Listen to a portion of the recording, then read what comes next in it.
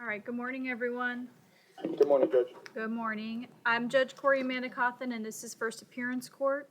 Today, I will let you know if I have determined probable cause, and we will talk about release conditions. Remember that today is not your trial date, and so I do encourage you to speak to your attorneys before speaking on the record this morning, because everything that we say is being recorded and can be used against you at a later date. For those of you represented by the Public Defender's Office, know that attorneys from the Public Defender's Office are present both here in the courtroom with me and at the main jail. For those of you at other facilities, know that these attorneys are available to you by phone. For those of you represented by private counsel, know that your attorneys come here to the courtroom with me and are able to address your cases from here. If your attorney is not in the courtroom when I call your name, you can let me know that and we will see how we can help facilitate that process for you. However, I ask you not to tell me that you have private counsel unless you or your family have retained counsel for this specific arrest. You also need to know that in the courtroom with me, I have present attorneys from the State Attorney's Office, as well as representatives from Confinement Status, Pretrial Supervision, and the Clerk of Courts.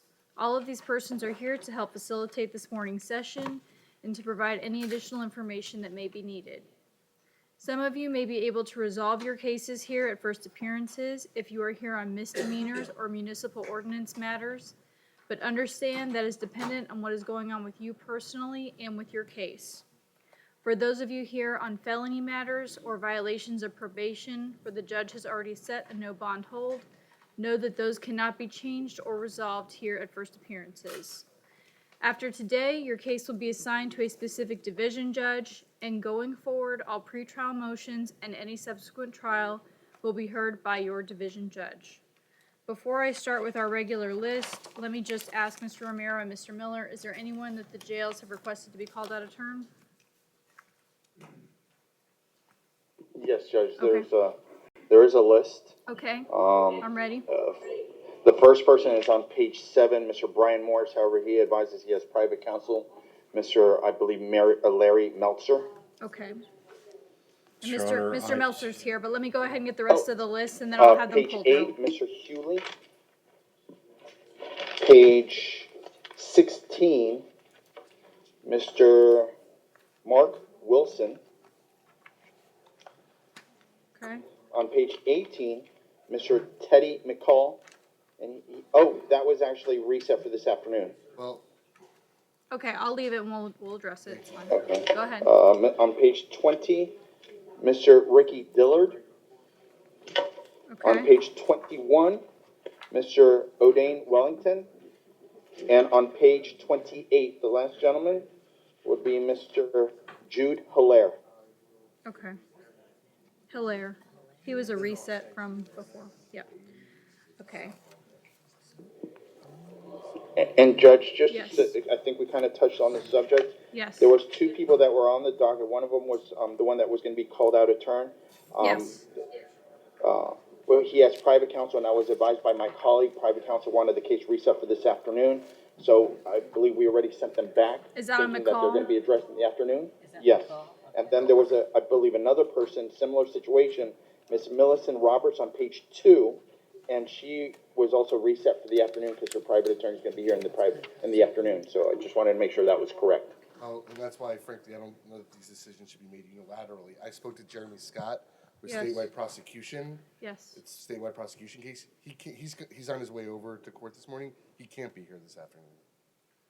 So, and there's other issues I think he wants to address as far as who's representing these defendants, as far as information he's received. So, Judge, I spoke with Mr. Lewis this morning. Is that on the McCall He case? advised me that Melanie Malave is representing Roberts, and Ed Hogue is representing Martin, and that neither of those attorneys can be here this morning, and they asked the court to reset this to the afternoon. And all I'm saying is, Your Honor, that frankly, neither Mr. Miller, Mr. Romero, or myself are involved in this case. I'm just asking the court to hold off till Mr. Scott is here so he can at least address the court. All right, I'm gonna just leave them as is right now. When Mr. Scott comes, let me hear what's going on, and then we'll make the decision. But please let the defense attorneys know, as far as private counsel goes, They do not have the ability to unilaterally decide that these cases are going to be reset to the afternoon without discussing that with myself or confinement before that happens. That is not to happen in the future. I'm the messenger. I understand. Thank you. You can relay the message for me. All right. So, first up, we'll leave them as is. I'll address them as they come up. Okay. All right. So, first up is going to be Brian Morris. He has family as well as his private counsel in the courtroom this morning. He's on page 7. Please, Judge. All right. Good morning, Mr. Morris. Mr. Morris, here before the court this morning on 2 charges. Count 1 is aggravated assault with a deadly weapon, domestic violence. Count 2 is discharging a firearm in public. I find probable cause for this charge. As I've stated, your private counsel is present in the courtroom, and at this time I'll hear from the parties. Your Honor, I've spoken with counsel this morning. I believe we have agreed conditions if it's acceptable to the court. All right. The agreement would be a $10,000 bond on 1 and 2. Obviously, no victim contact. Pretrial release with a GPS monitor, level 2. And I didn't specifically mention this to counsel. I don't think he'll have an objection, but I'd ask for an order of no possession of any firearms, weapons, ammunition. Stefan Dobrinsky from Larry Melch's office on behalf of Brian Morris. Good morning, Judge. Good morning, Mr. Bransky. Thank you, Judge. We have no objection to that provision. It's fine. Okay. All right, then I will approve the agreement of the parties. So once again, just so that I restate all of that, the bond on count 1 will be set at $10,000. The $10,000 bond that's set on count 2 will remain. If Mr. Morris posts his monetary bond, he'll be placed on pretrial supervision with a level 2 GPS monitor. There will be an order of no victim contact and an order that Mr. Morris possess no weapons, firearms, or ammunition. Mr. Morris, so that you understand the no contact order, that means no being in the same place at the same time as the alleged victim. That also includes no phone calls to this person, no text messages, no social media contact, and no third-party contact. And Mr. Romero, could you just turn his speaker on so I could ask if he understands that? Mr. Morris, you understand? Yes, ma'am, I do. All right. I understand very clearly. Okay, and Mr. Morris, there's also going to be an order that you possess no weapons, firearms, or ammunition. That means Yes, ma'am. if you are in possession of any of those items, then they are to be surrendered to local law enforcement until further order of the court. You understand? Yes, ma'am. Okay, all right. Judge, I just want to let you know that. Hold on, Brian. I am. Brian, Oh, sorry. save it. Go ahead. Okay? That's all right. Let Mr. Obransky do his job, Yeah. okay? Sure. There'll be a time and I'm place, sorry. Brian, I promise. Okay, all right. So I've got all that down. Thank you very much. Thank you, Mr. Obransky. Good luck, Mr. Morris. Thank you, ma'am. Thank you, Judge. All right.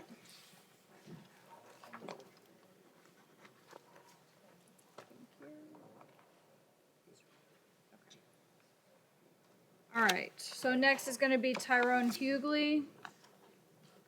Please approach the judge here. Main, come on up, Thank sir. you. Mr. Hughley's on page 8. Get you up here. Good morning, Mr. Hughley. Hey, how you doing, Judge? I am well. Mr. Hughley, you're before the court this morning on 1 charge. This is a count for touch or strike battery. I find probable cause, and I'll hear from the parties at this time. Your Honor, first, I would just like to make the court aware. Yes. I spoke I with can't hear. Officer Mark Wright yesterday afternoon. Yes. And while we acknowledge that he was arrested for misdemeanor battery, Yes. and that cannot be changed until state files an information, it was Officer Wright's intention to charge Mr. Hughley with felony battery causing great bodily harm. I would ask the court to take that into consideration for bond purposes, Okay. noting that the injuries, as a result of the battery, the injuries the victim suffered required her to receive 7 stitches at Plantation General Hospital. I am also concerned about the allegations of what occurred that led to the battery, and I would note that there were witnesses to this incident. One moment. Mr. Hughley has a history of 2014, destroying or damaging an electronic monitoring device. It would appear that would be a GPS monitor. 2012, 2 counts of battery on a law enforcement officer, 2 counts of attempting to deprive an officer of a weapon or communications device, 2011 battery on a law enforcement officer, 2010 loitering and prowling. I can also advise the court that Mr. Hughley has had numerous cases that have gone through both felony and misdemeanor mental health court. Based on the totality of the circumstances, I'm requesting a $10,000 bond, no victim contact. Thank you. Mr. Romero? Judge, Mr. Hughley lives with his grandmother. They're not going to be able to afford that, let alone it was going to be hard enough coming with the monetary bond as it currently stands. Based on what the state said, at this time, I'm just asking the court to leave the standard bond in place, which is currently set to $1,000. Sorry.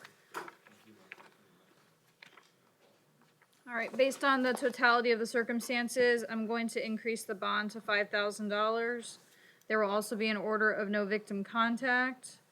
Mr. Hughley, I don't know if you know the alleged victim or not, but so that you understand the no contact order, whether you do know this person or not, that order means no physical contact, no being in the same place at the same time. It also means no phone calls, no text messages, no third-party contact, and no social media contact with this person. Do you understand that? Yes, Judge. Thank you.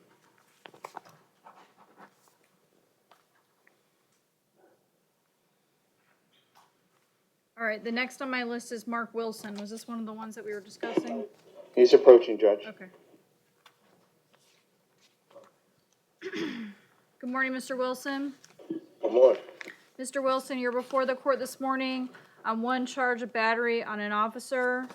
I find probable cause, and I'll hear from the parties at this time. Okay.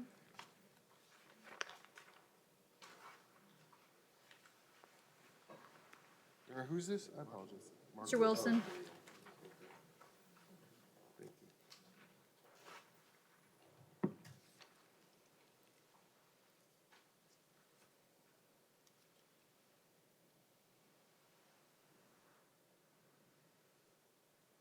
Your Honor, based on the nature of the allegations, I'm requesting a $2,000 bond. Nothing further. Okay. Judge, that's reasonable. All right. The bond will be set at $2,000. Thank you.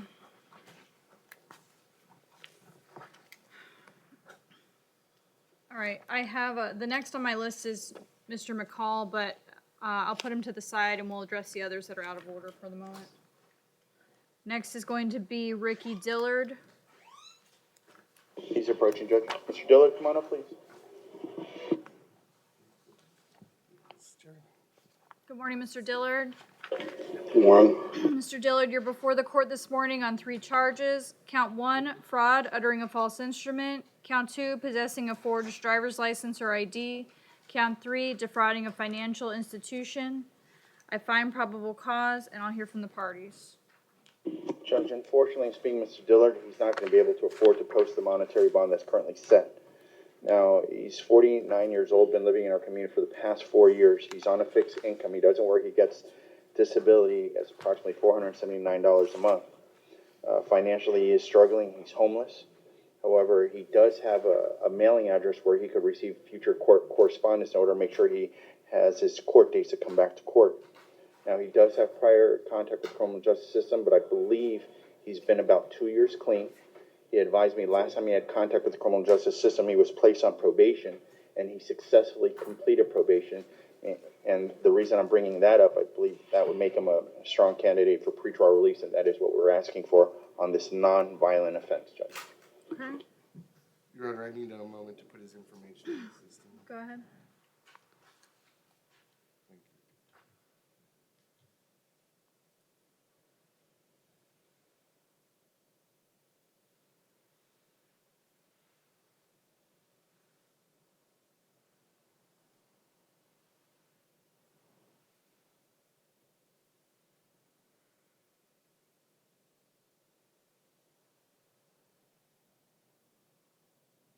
While I'm looking, what is his, if I may inquire, Mr. Mayor, what is his mailing address? What is his mailing address?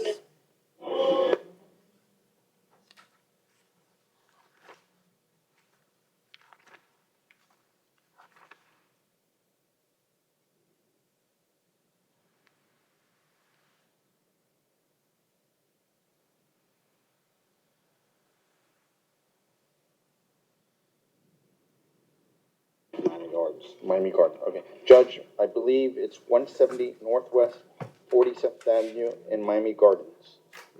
170 Northwest. Oh, 20 miles. Oh, 20.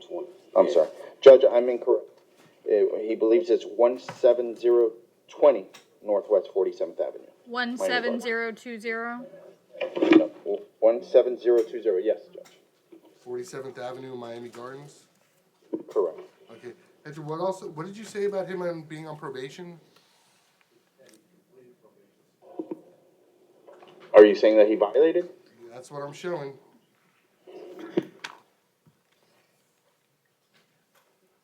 Out of state of Tennessee, one probation was revoked. He was sentenced to 60 days. There was also a failure to appear. I think they charged that. When was that?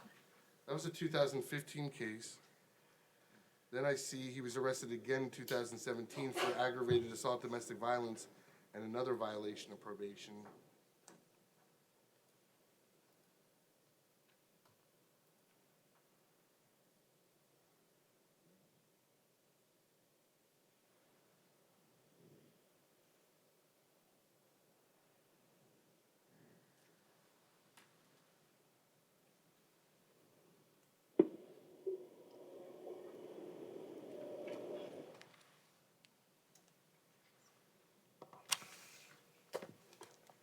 I have nothing for. Wait, that's 170. Judge, maybe Mr. Diller may have been incorrect, but the good news I can take out of it, at least it's a 2017, so no recent contact with the criminal justice system.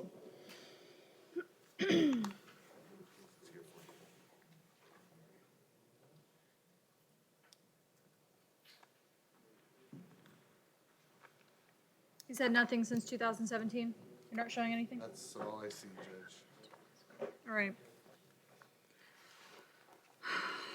All right, since it's been 2 years, this is a nonviolent offense. I'm willing to put him on pretrial.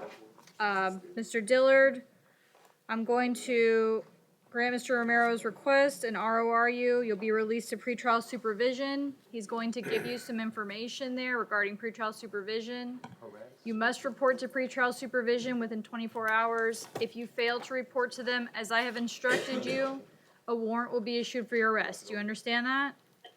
Yes, ma'am. All right. Additionally, with regard to the address that Mr. Romero has provided that you gave him today, that's not the address that I'm showing on my records, so you need to understand it is going to be your responsibility to contact the clerk's office to give them the updated address so that they know where to mail your court dates so that you know about them. If you fail to appear for your court dates and you didn't abide by these requirements, then that can result in another warrant being issued for your arrest. Do you understand?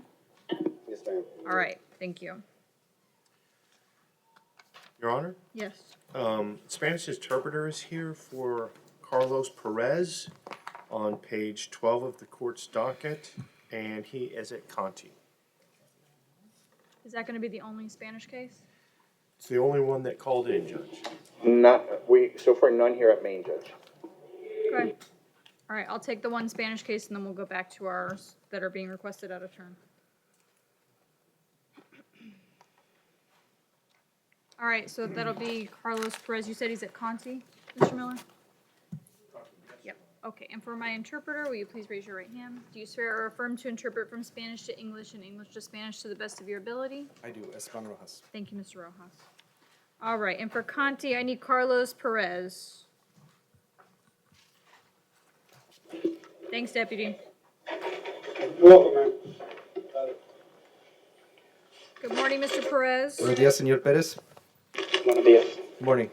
You are before the court this morning on 2 ad charges. Usted se encuentra ante mí esta mañana por 2 cargos adicionales. These are charges for dealing in stolen property Son cargos de comerciar en bienes robados and false owner information provided for pawned items. y proporcionarle información falsa al dueño de una casa de empeño con respecto a la tenencia de ciertos artículos Less than $300. valorados en menos de $300. I find probable cause, Considero que existen indicios probables and I will hear from the parties at this time. y ahora escucho a las partes. Your Honor, in light of Mr. Perez immigration hold Su señoría, dada la orden de captura por migración que tiene el señor Pérez, and a no bond violation of pretrial, así como su violación de las condiciones preliminares de su liberación previa juicio, que no tiene posibilidad de fianza. defense is not seeking anything other than the convenience bond. La defensa no pide ninguna cosa más que el bono de la fianza de conveniencia. Anything from the state? No, Judge. De la fiscalía, no, señor, su señoría, nada. All right, I will leave the standard bonds in place Bien, on voy these a charges. dejar en pie las fianzas de rigor para estos cargos. Good luck, Mr. Perez. Buena suerte, señor Pérez. ¿Puedo decir algo? May I say something? Do you have a question, Mr. Perez? ¿Tiene una pregunta, señor Pérez? Sí, llamé a mi amigo, soy ciudadano. Yes. Tomar la foto y se la mandé al abogado. I called my friend. I am a citizen. I took a picture and I sent it to my attorney. Okay, that's fine. I understand you're going to have to address that matter with the immigration judge, though. Bueno, eso está bien. No hay ningún problema con eso, pero ese es un tema que usted tiene que abordar con el juez de migración. If you're a citizen, then that should all get worked out, but it has to be handled by the immigration judge. Si usted es ciudadano, entonces no debiera haber problema, pero es un tema que tiene que ver el juez de migración.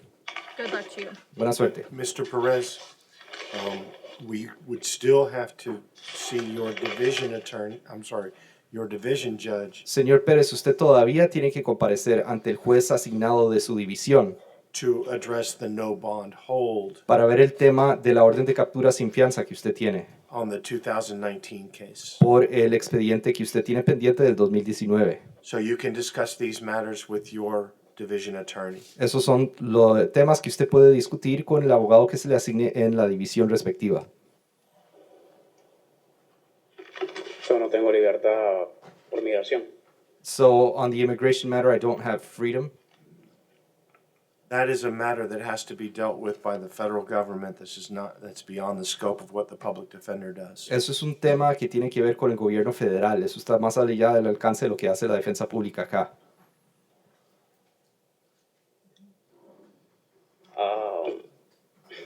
Tengo pruebas I aquí have proof de mi nombre y por la corte. and by the court, before the court of my Y name. no sé por qué me aguantan. So, I don't know why I'm being held. Mr. Perez, if you don't have a bond in one of your cases, Señor Pérez, en uno de los expedientes penales que usted tiene pendiente, usted no tiene posibilidad de fianza. if you are ultimately able to convince a judge to release you, Si usted logra convencer a un juez de que le otorgue la libertad provisional, then it would be up to the immigration authorities to prove that they have a legal right to hold you. entonces ya le quedaría a las autoridades de migración demostrar que ellos tienen las pruebas necesarias para mantenerlo a usted bajo custodia. If, as you say, you are a U.S. citizen, Si efectivamente, tal y como usted dice, usted es ciudadano, the matter will resolve itself. entonces el tema se va a arreglar solo. In the meantime, you're being held on state charges, Mientras tanto, usted está encarcelado por cargos estatales and you don't have the ability to bond at this time. y en este momento no tiene la posibilidad de pagar fianza para salir. Pero tengo 2 meses detenido y ya estoy perdiendo la casa, le pusieron foreclosure. But So, I've been in custody for 2 months and I'm losing my house. It's going into foreclosure.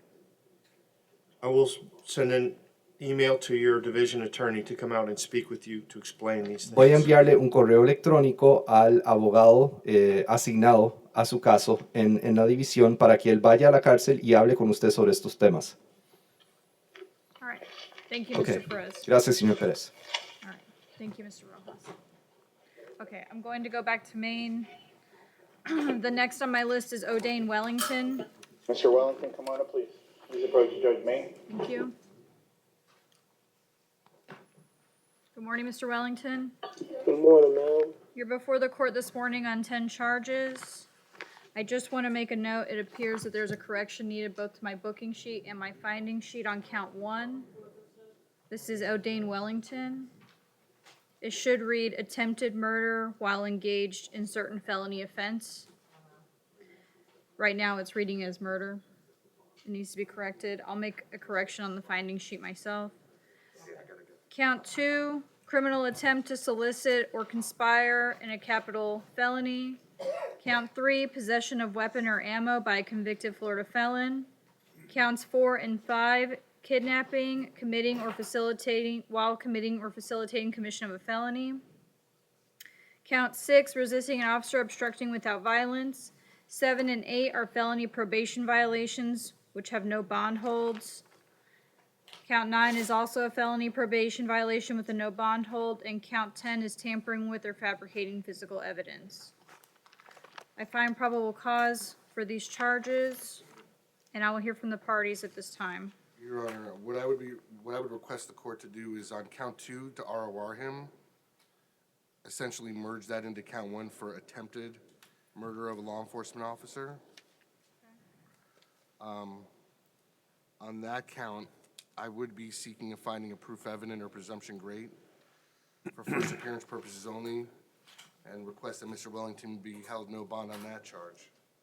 On the 2 additional counts of kidnapping, again, I would ask that Mr. Wellington be held no bond upon the finding of proof evident or presumption great on those counts. Whatever you want, Your Honor, if you want me to make recommendations on the other counts now or wait for you to make findings on the punishable by life offenses. Oh, wait. Mr. Miller? So, Your Honor, I did review the arrest report in this case. I would object to the court finding proof evident, presumption great, based solely on the hearsay allegations in this document. That being said, we're going to reserve argument for a future date. All right, I have reviewed the probable cause affidavit based on the totality of the circumstances and the information provided. At this time, the court is going to make a preliminary finding of proof evident, presumption great. I'm going to order that Mr. Wellington be held no bond. That will apply to count 1 as well as counts 4 and 5. That will be without prejudice for him to have the appropriate Arthur hearing before his division judge to further address that matter. On count 2, based on the argument that's been made by the state, I'm going to grant an ROR on that count. And that will leave count 3 that needs a bond. Your Honor, I'm going to be requesting a $25,000 bond on count 3, noting the allegations that go hand in hand with the fact that he was not supposed to be in the use of the firearm in this case, considering he wasn't supposed to be in possession of a firearm to begin with. Additionally, Your Honor, the cases that he's on probation for, he first served a prison sentence on those charges and was just released from state prison September 10th of last year. All right, based on the no bond holds, I'm going to grant the request and place a $25,000 bond on count 3.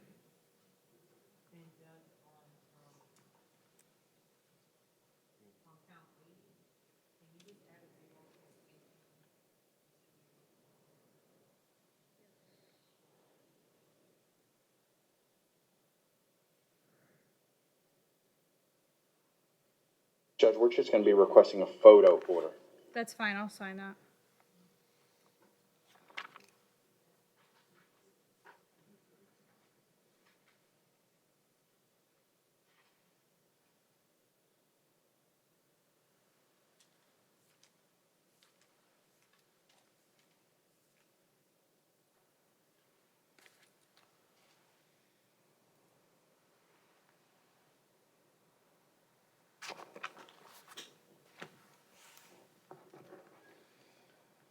All right, next will be Jude Hilaire.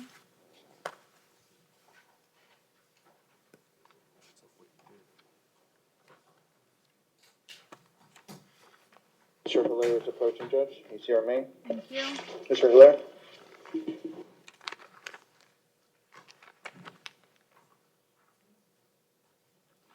Good morning, Mr. Hilaire. Good morning. Mr. Hilaire, you're before the court this morning on 3 charges. Count 1, robbery without a firearm or weapon. Count 2 is violation of a felony pretrial that has a no bond hold on it. Count 3 is violation of misdemeanor probation. I find probable cause. I do see that you're set to go before your division judge. Well, that was supposed to be this morning, but I assume it's going to be reset on the VOP. So at this time, I'll hear from the parties on count 1. Your Honor, I'm requesting a $10,000 bond and no victim contact. Your Honor, I have safety concerns based on the allegations in this particular case. I also have concerns about his future appearance in court, considering the violation of pretrial alleges that he failed to report to pretrial, failed to submit to a drug evaluation, and on his violation of probation warrant, it alleges that he failed to submit monthly reports. Okay. Mr. Romero? Judge, fortunately, Mr. Hilaire right now financially can't afford to post any sort of bond, and right now there's no one he can really contact. The only thing going for him at this time, he just got a job he was supposed to start on Monday at a car wash, but financially he has no sort of resource, so I'm asking you to keep that in mind, determining reasonable release conditions for Mr. Hilaire. All right, well, since he's going to be going before his division judge to address the 2 violations anyway, I'm going to set his bond on count 1 at $10,000 at this time. There will be an order of no victim contact. Mr. Hilaire, whether you know this person or not, so that you understand the no contact order, that means no being in the same place at the same time as this individual. That also includes no phone calls, no text messages, no third-party contact, and no social media contact with this person. Do you understand that? Yes, ma'am. Thank you. All right, let's address the 2 cases that were requested to be called out of turn that are apparently being reset. That's on Teddy McCall and Millicent Roberts. I understand, obviously, they're not there, but let me just hear from the parties on what we're going to do with these cases. Good morning, Your Honor. Jeremy Scott on behalf of the Office of Statewide Prosecution. Good morning, Mr. Scott. These are both the result of arranged surrenders. Yes. Ms. Roberts, as my understanding is that neither of the notices of appearance have hit the file, but I can tell you that I've been corresponding with Melanie Malavey on behalf of Ms. Roberts, and I've been corresponding with Ed Hogue on behalf of Mr. McCall Sr. Okay. My understanding is that Mr. Lewis requested the court to reset this to the afternoon's docket. Mr. Lewis does not represent either of these individuals. He does represent a co-defendant, Mr. McCall Jr. I am not going to be here this afternoon. I'll be in Miami this afternoon. All right. Both of these defendants already have a trial judge because I've filed informations in these cases. Okay. It's already been put in front of Judge Shearer, so if they want to address the bond status, there is a duty order of no bond. I've made an offer if they make a sufficient nebia proffer to actually agree to a bond in this case. So they should be able to just go directly to Judge Shearer and make all of those arguments. But I don't want to deny anybody anything, but I just don't want to miss my appointment in Miami so that I can come in here and say he doesn't represent them. Well, if Mr. Lewis is Mr. Lewis the one that requested that it be rescheduled? It's my understanding, Your Honor, Mr. Lewis requested that it be rescheduled on behalf of the attorneys of record. So it would appear that there's a team of people working on these 3 Well, I understand they're associated co-defendants. cases. Mr. Scott, have you spoken to either of the other 2 attorneys? I've been in contact with both of them regarding the surrender. I have not spoken to them between the time they surrendered yesterday afternoon and this morning. If necessary, I'll try to get an attorney to cover this afternoon. If he's not speaking on behalf of himself and on behalf of the other attorneys, I think that's fair. All right, well, how do you want to proceed? What do you want to do? What time is Your Honor back? 1 o'clock in the afternoon? 1 o'clock. Okay, 1 just p.m. reset it for 1 o'clock. I'll send somebody. Very well, I'll pass the word on. All right, thank you. All right, Thank Mr. Scott, thank you very much. So we'll have Teddy McCall and Millicent Roberts both set on the PM docket. Thanks to Mr. Scott for obliging the request. All right, ladies, will you hold these for me for the afternoon? Thank you very much. Okay. All right, is there anyone else that needs to be taken out of turn by the jails? Not at main, Judge. Okay, all right, I have a couple of sign-ins. Let me first go to Mr. Plant, since I'm sure he has other places to be. If I have them available, I'll address some of the municipal ordinance cases, and then I'll go to our other sign-in. The first on my list is Maria Williams, who's on page 1. North Broward. Thank you. Good morning, North Carolina. Good morning, thank you, Deputy. All right, good morning, Miss Williams. Miss Williams, you're before the court this morning on an ad charge. This is a misdemeanor capias related to a municipal ordinance violation for trespassing.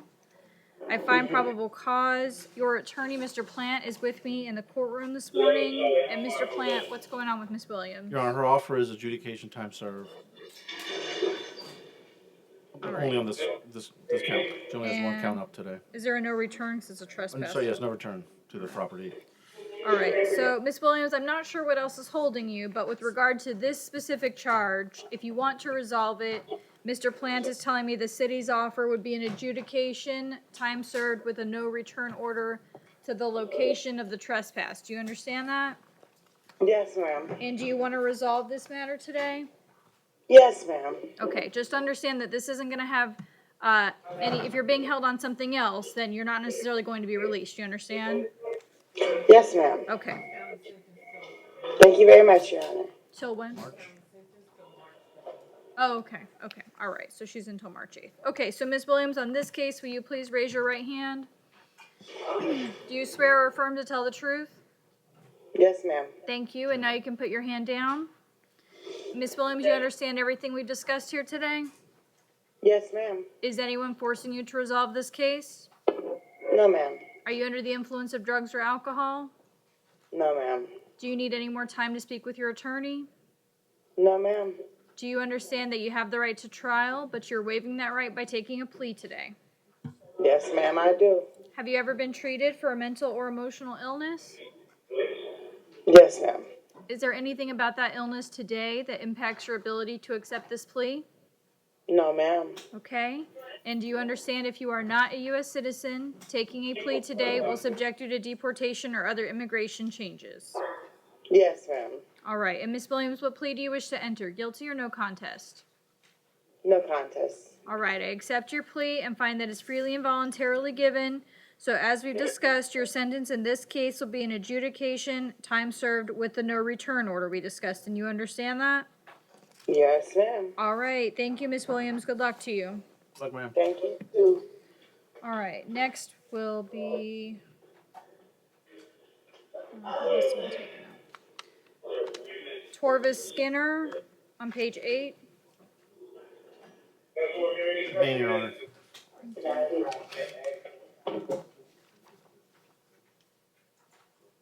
Mr. Skinner? There he is. Thank you. All right, good morning, Mr. Skinner. Mr. Skinner, you're before the court this morning on 2 ad charges. These are both misdemeanor capiases. They relate to municipal ordinance violations for charges of open container and soliciting or panhandling. I find probable cause. Your attorney, Mr. Plant, is with me in the courtroom. And Mr. Plant, what are we doing on Mr. Skinner's 2 Your Honor, cases? his offers are adjudicate time served. All right. So, Mr. Skinner, I don't know what else you're being held on, but on these 2 matters, if you want to resolve them, the offer's an adjudication, time served. Do you understand that? Yes, ma'am. And do you wish to accept that offer today? Yes, ma'am. All right. Will you please raise your right hand? Do you swear or affirm to tell the truth? Yes, ma'am. Thank you. And now you can put your hand down. And Mr. Skinner, do you understand everything we've discussed so far today? Yeah, I comprehend. All right. Is anyone forcing you to resolve these cases? No, ma'am. Are you under the influence of drugs or alcohol? No, ma'am. Do you need any more time to speak with your attorney? I haven't spoke with an attorney. But do you want any more time so that you can speak with your attorney? Which attorney? Mr. Plant, who is with me in the courtroom. He's representing you on the municipal ordinance cases. No, all right. Well, not to my knowledge, ma'am, but whatever. All right. Well, Mr. Skinner, let me ask you one more time. Do you want any more time so that you can speak with an attorney about these 2 cases? Do you want to No, speak? ma'am. You want to resolve them today? Yes, ma'am. All right. Do you understand that you have the right to trial, but you are waiving that right by taking a plea today? Yes, ma'am, I comprehend. All right. And have you ever been treated for mental or emotional illness? Yeah, I've been treated for mental illness, ma'am. Okay. Is there anything? Is there take anything? Prozac. Okay. Is there anything about that illness today that impacts your ability to accept this plea? No, ma'am, I'm Okay. And stupid questions. Mr. Dumb Skinner, questions. you know what? I'm not gonna take the pleas Sir, from you not today. anymore. You can go see your division judge. I wanna make sure that if there's any underlying issues here, that they Yes, get Judge. addressed for you. All Thank right, you, so I'm Judge. gonna leave the bonds in place right now. Have a seat, sir. All right, next will be Stephen Morris. Steve, What page is Mr. Morris on, Judge? 8. He's on page 8. 8. I see him coming up. Come here, Lamar. He's on his way. Mr. Morris, right there. He's coming. Good morning, Mr. Morris. Morning again, sir. Good morning. Mr. Morris, you are before the court this morning on a municipal ordinance violation for open container. I find probable cause. Your attorney, Mr. Plant, is with me in the courtroom. And Mr. Plant, based on Mr. Morris's history, I'm not going to be accepting a plea today. So I'm going to leave the $25 bond in place, and Mr. Morris will be able to address his division judge to handle this matter. Yes, Judge. All right, good luck, Mr. Morris. He has another case that he's bonded out, so I want to make sure he knows not to go back to the place that he keeps getting arrested at. Okay, Mr. Morris, I need you to hear what Mr. Plant is He's been saying. told over and over. Can you hear me? I'm trying to hear you. All right, I'm going to speak a little bit louder. Your attorney, Mr. Plant, wants me to advise you not to go back to the location that you have been arrested at because you are out on bond in another case right now from the same location. And if you keep going back there and it's the same behavior and allegations, you will probably continue to get arrested. So please do not go back to that location. Do you understand? No, ma'am, I'm leaving town. Okay, all right. Thank you, sir. Thank you. Good luck. Do I get to go home today? You have a $25 bond. I can't hear you. Thank you, sir. You have a $25 bond, Mr. Morris. Well, I have no money to pay it. Okay, well, I'm We'll see gonna you in let you court. speak to your attorney about it. All right, next is going to be Gilbert Hinton. Page 9. Mr. Hinton, come on up, please. Judge, he is approaching. Thank you. I see he's And got, Judge, just to let you know, the volume is really low. okay, I'll try to speak louder. I'll do the best I can. Yes. Yeah, I see that. Okay. All right, good morning, Mr. Hinton. Good morning, ma'am. Mr. Hinton, you're before the court this morning on 2 charges. Count 1 is a municipal ordinance violation for trespassing. Count 2 is a misdemeanor capias related to a charge for possession of drug paraphernalia. I find probable cause, and I will hear from the parties at this time.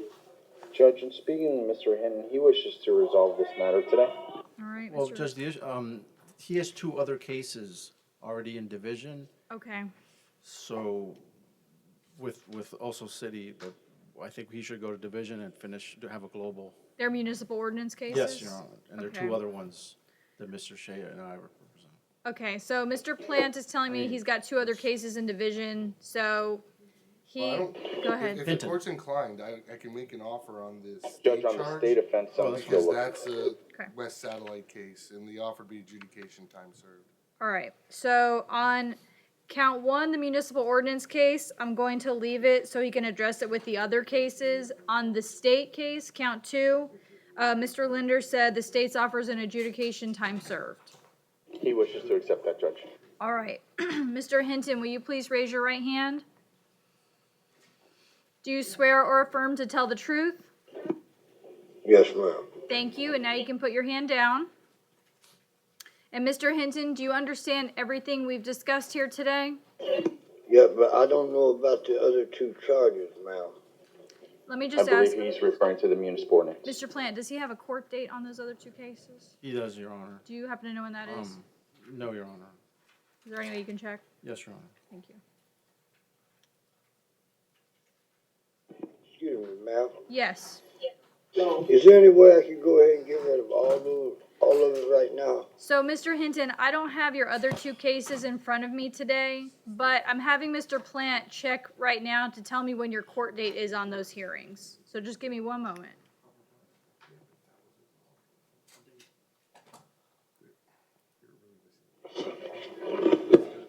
Judge, Mr. Hinton also wanted me to let the court know if I just noticed it right now. Today is his birthday. Well, happy birthday, Mr. Hinton. Judge, the arrest was 5 days ago. There's no date yet. There are two other cases and two different judges. If he stays in custody, he'll be moved. But he has Judge Carpenter Toy. Is he being held on those other two cases? He is not. He is not being held, Your Honor. That's why I didn't want him to resolve, but Will you tell me? if he doesn't Recommend. resolve my case, then he'll stay in custody and we can So that do you can everything resolve together. everything together? Yes, exactly. Then I could keep a track. He'll go to court. He'll be taken to court. But there Okay. are two other. Oh, so he'll be able to completely resolve cases. it faster is what you're Yes, telling me? yes, exactly. Okay. All right. So, Mr. Tomorrow or- Hinton, what Mr. Plant is telling me is that right now, there's not a court date on the other two cases because the arrests were so recent, but he is recommending that you do not resolve the municipal ordinance case so that you can go in front of the judge faster, since you would be in custody. That way you can resolve all three of them at the same time. Do you understand that? Yeah, but why can't if I ain't got a court date on them, why am I being held? I don't know, I'm not. Well, right now understanding you're being that. held on this new one. You have a $25 bond on it. Yes, I can, and I'm The other getting cases time are served the for same. that, It's a right? trespass. No, and you're getting time served on the state offense. What state offense? The possession of drug paraphernalia that you missed court on. That one we're taking care of today. Right. It's the other city offense that the judge is referring or talking to you about. The one I just got arrested on for the trespass. Right, Correct. right. Okay, so I'm gonna leave the, Resolve that today? well, your attorney, Mr. Plant, is recommending that you do not resolve it today because you have two Resolve. other pending cases. I wanna resolve it. Mr. Plant? But they're the same exact nature. That's, I mean, that is why there's no offer at this time. He has two others of the same exact trespasses. I don't want him to resolve it. There's no offer. I mean, if you want to say Okay. 10 days, that's fine. Okay, the city's not making you an offer on the other case right now because there are two other cases of the same nature, okay? So I cannot resolve count one for you today, but if you want to resolve the state case, then I can do that. So will I be out today? No, unless you can go ahead and post that municipal $25 bond. Is there any way I could get He has two other ROR on the Mr. charges? Mr. Hinton, I'm not gonna do anything, I'm not gonna take any action on that case. It's got a $25 bond. So what I want you to tell me is, do you want to resolve the state case today? Yes, ma'am. Okay, all right. Will you please raise your right hand? We're gonna try this again.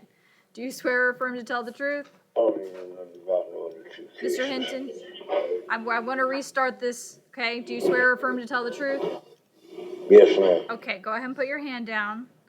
And once again, do you understand everything that we've discussed here today? Yes, so what cases am I'm not understanding what cases.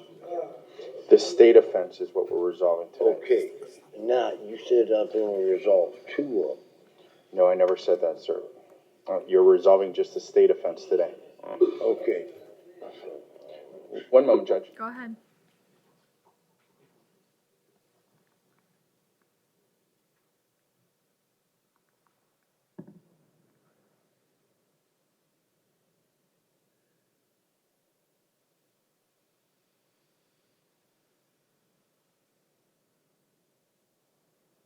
Judge, I believe I explained it to him what's going on. I believe Mr. Hinton did acknowledge that now he understands fully what's going on. So Mr. Hinton's ready to proceed. Okay. Mr. Hinton, you understand everything that has been discussed now? Yes, ma'am, but If you don't understand, then just tell me. I want to make sure that you understand. I do, ma'am. The only thing is, what I'm saying, is I only thought I had one city ordinance violation, Right? which is trespassing, and the Right? drug paraphernalia. Yeah. That's what you're here on today. Okay, but the only one that you can resolve this morning is the drug paraphernalia. Okay, the city's not Okay. making you an offer on the other one. You understand? Yeah, but Okay, so we can just resolve the paraphernalia one, and is that what you want to do? Yeah. Okay, all right. Is anyone forcing you to resolve this matter? What'd you say? Is there anyone forcing you to resolve this matter? No. Okay. Are you under the influence of drugs or alcohol? No. Do you need any more time to speak with your attorney?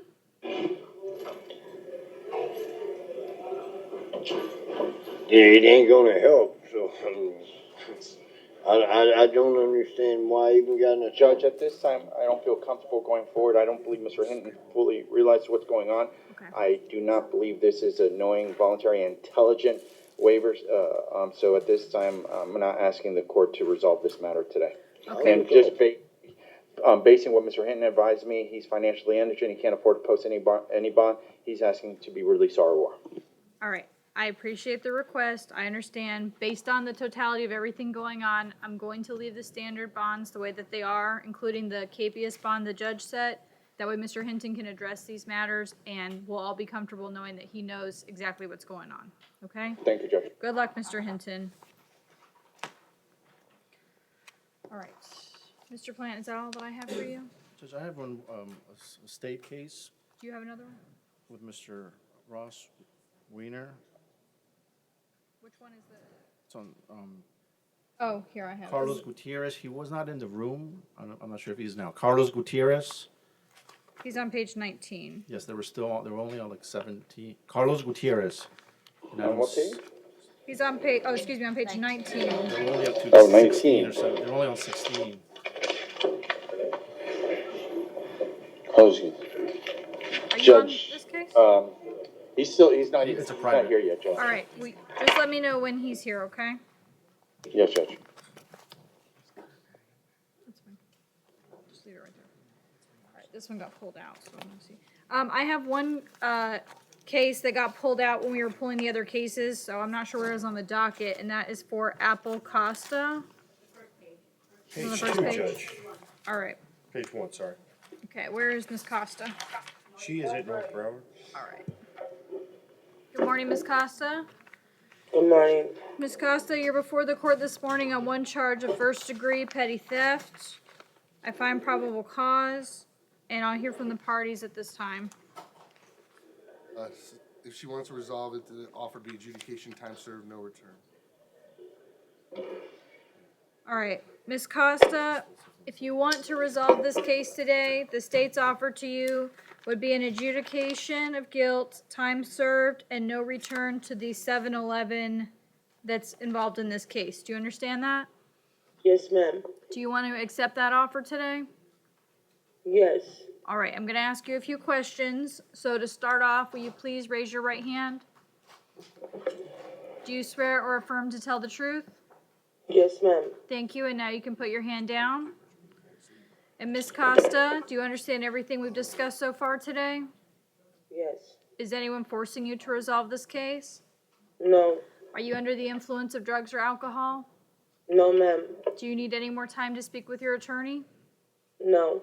Do you understand you have the right to trial, but you are waiving that right by taking a plea today? Yes. Have you ever been treated for mental or emotional illness? No. And do you understand if you are not a U.S. citizen, taking a plea today will subject you to deportation or other immigration changes? Yes. And what plea do you wish to enter, guilty or no contest? No contest. All right, Ms. Costa, I accept your plea and find that it's freely and voluntarily given. As we discussed, your sentence will be an adjudication, time served, and once again, there's no return to that 7-Eleven, and you understand that? Yes, ma'am. All right, good luck.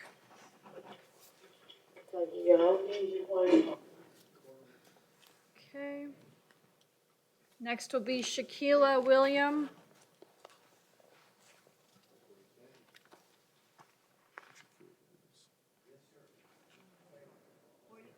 Shaquila William. Okay, good morning, Miss William. Good morning. All right, Miss William, you're before the court this morning on a felony out-of-state hold. This is out of the state of Kentucky. I find probable cause. And Miss Williams, since this is an out-of-state hold, you will go before the extradition judge sometime this week so that you can address how that matter is going to be handled, all right? Good luck to you.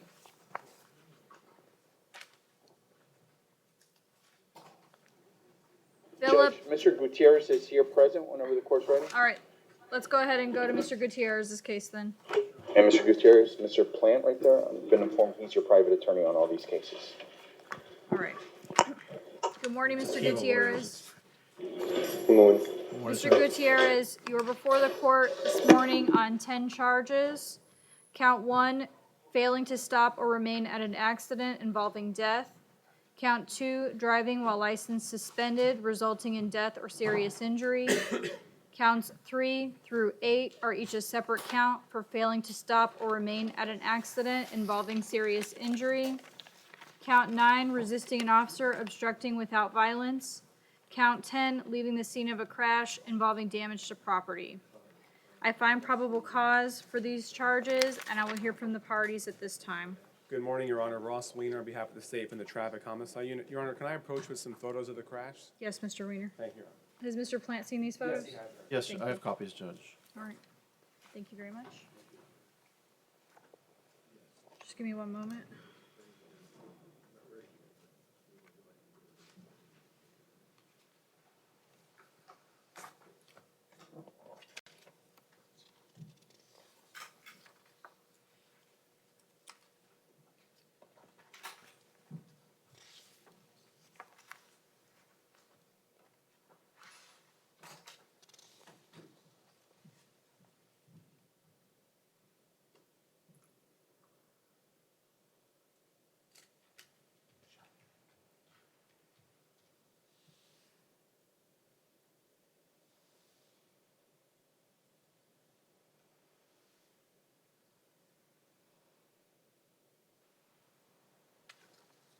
All right. Your Honor, based on the factors that the court has to consider in Florida Statute 903.046, the nature and circumstances of the offense charge and the weight of the evidence, the defendant was involved in a crash. He rear-ended a vehicle. 5 people were injured in that vehicle. A 9-year-old child was killed. He then was crashed into another vehicle, which was driven by his girlfriend. She was injured. His past and present conduct: he has never had a driver's license. He's 19 years old. He has an open speeding ticket that he picked up 5 months after this offense, 84 and a 55. He has an open carrying of a weapon. He has an open case in Miami-Dade County, which is carrying a weapon openly in possession of a firearm with an altered serial number. He was in a diversionary program there. He has been removed from that diversionary program. On that case, he failed to appear in court on August 8th, 2018, as well as October 17th, 2018. It took a year to serve the capias on him. He has a prior operating without a valid license in Collier County in 2018 and a grand theft auto and carrying concealed firearm in 2017. Based on those factors, as far as bond, the state would ask on count 1 that the court set bond at $100,000 to be fully collateralized by actual property, not just signing a promissory note, that the court place the defendant on a pretrial level 1 with a GPS, that he be tested for drugs or alcohol, if he ordered not to consume drugs or alcohol with random testing twice per week, that the court order that he not drive or get behind the wheel of a motor vehicle, that he surrender any passport or passport card in his possession and not apply for a new one. As far as count 2, operating without a valid license causing death, the state would ask for a bond of $100,000 to be fully collateralized, same conditions as count 1. Counts 3 through 7, leaving the scene of a crash, 3 through 8, leaving the scene of a crash involving injury, $25,000 each to be fully collateralized, same conditions as count 1. Counts 9 and 10, $5,000 each to be fully collateralized with the same conditions as count 1. Total bond the state is requesting is $360,000 to be fully collateralized. Mr. Plant? Your Honor, he surrendered himself to jail. The state and us were discussing. He actually, his attorney went to an office to the detective who's trying to surrender him. He's a U.S. citizen. He's born and raised in Miami. 360 or 260 is not going to change anything. He could take this up with. We're going to do a motion in front of Judge Tim Bailey, but he's aware. I was going to ask for just 50 on counts 1 and 2, 50,000, 50,000, and that would be 260. And obviously, all the other conditions apply. Oh, and surrenders passport, of course. But he's not gonna be able to afford either anything close to what the state, or even if we say 200,000, it's tantamount to no bond. That's, I understand and take note that he self-surrendered himself, but this is relating to a motor vehicle accident that occurred in April of 2019. We're now almost a year later, and based on the severity of this accident, including the death of a 9-year-old, obviously the court has to take all of that into consideration. Based on what you've told me, since it, practically speaking, doesn't make a difference whether it's 100,000 or 50,000 on each of those counts, based on the circumstances and the severity, I'm going to grant the state's request.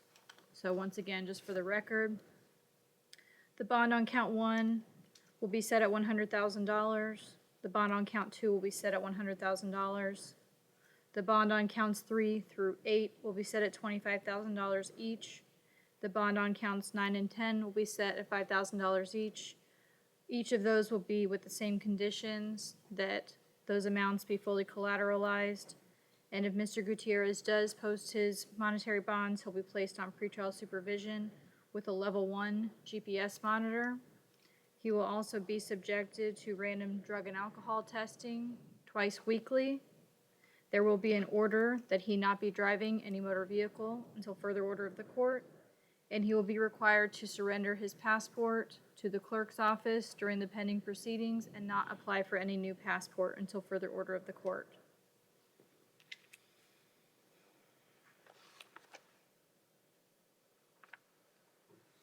thank you, Judge. Thank you, Your Honor. Good luck, sir. Thank you. You can have a seat. All right, just give me a moment so that I can write this order up.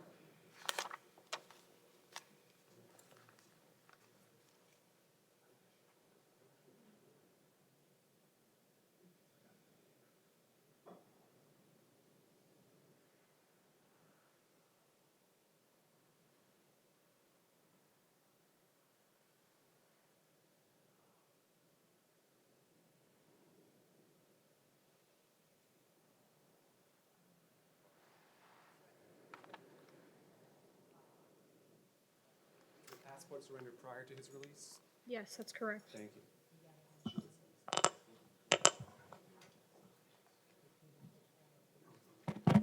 Thank you. Mr. Weiner, will you do me a favor, and because there's obviously a number of conditions here, will you write up an order for me, because I don't think it's all going to fit on the finding sheet? Oh, here, is that Your what Honor, this is? I've already drafted the Okay, order great. for the passport and the Thank you. collateral. I appreciate that. Mr. Plant, you reviewed Yes, these? Judge. Yes, of course. Roll.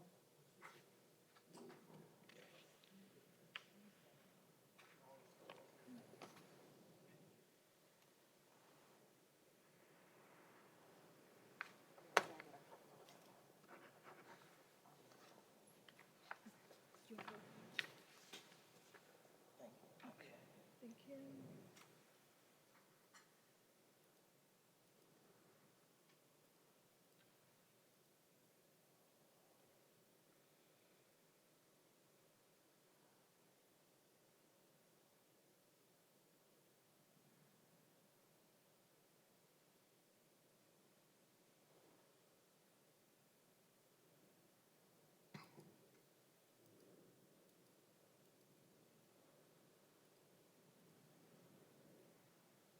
Sheila, for confinement purposes, the passport surrender, is it going to be enough it's in the separate order, or do I need to write that on the finding sheet as well? All right, thank you.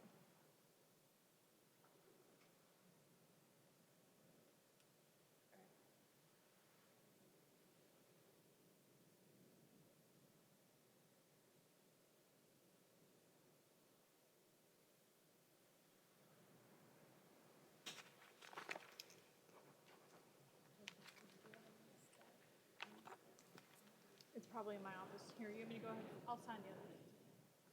I'll bring this. Ellie has the stamp.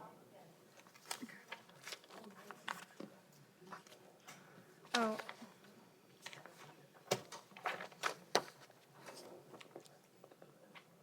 I'm sorry, Judge, I didn't hear you. Who did you call? That's okay, I haven't called anybody yet. Oh.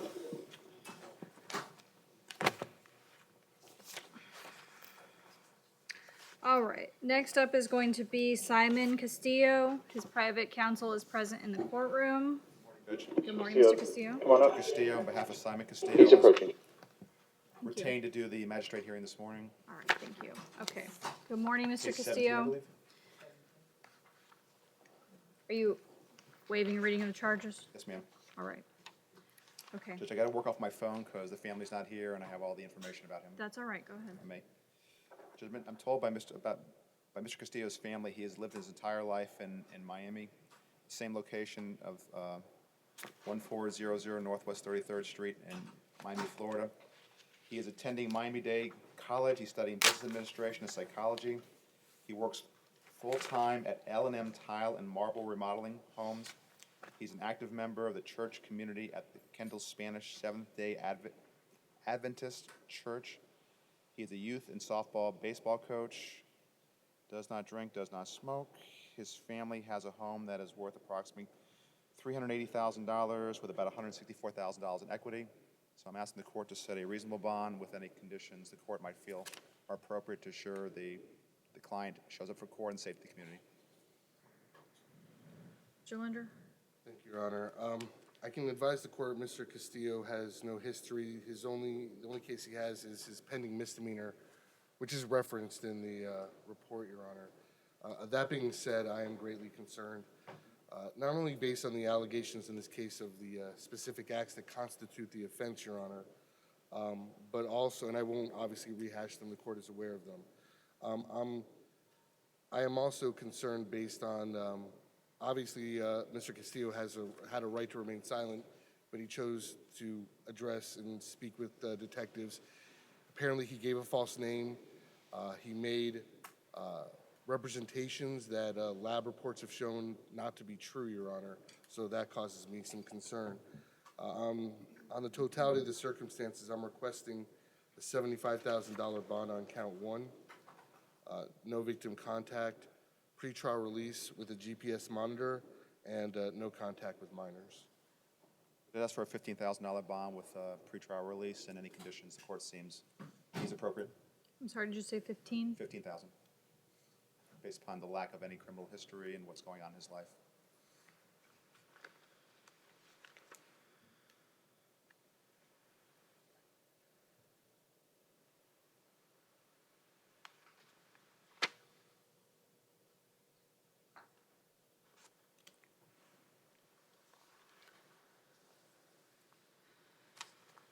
All right, I'm gonna set the bond on count 1 at $50,000.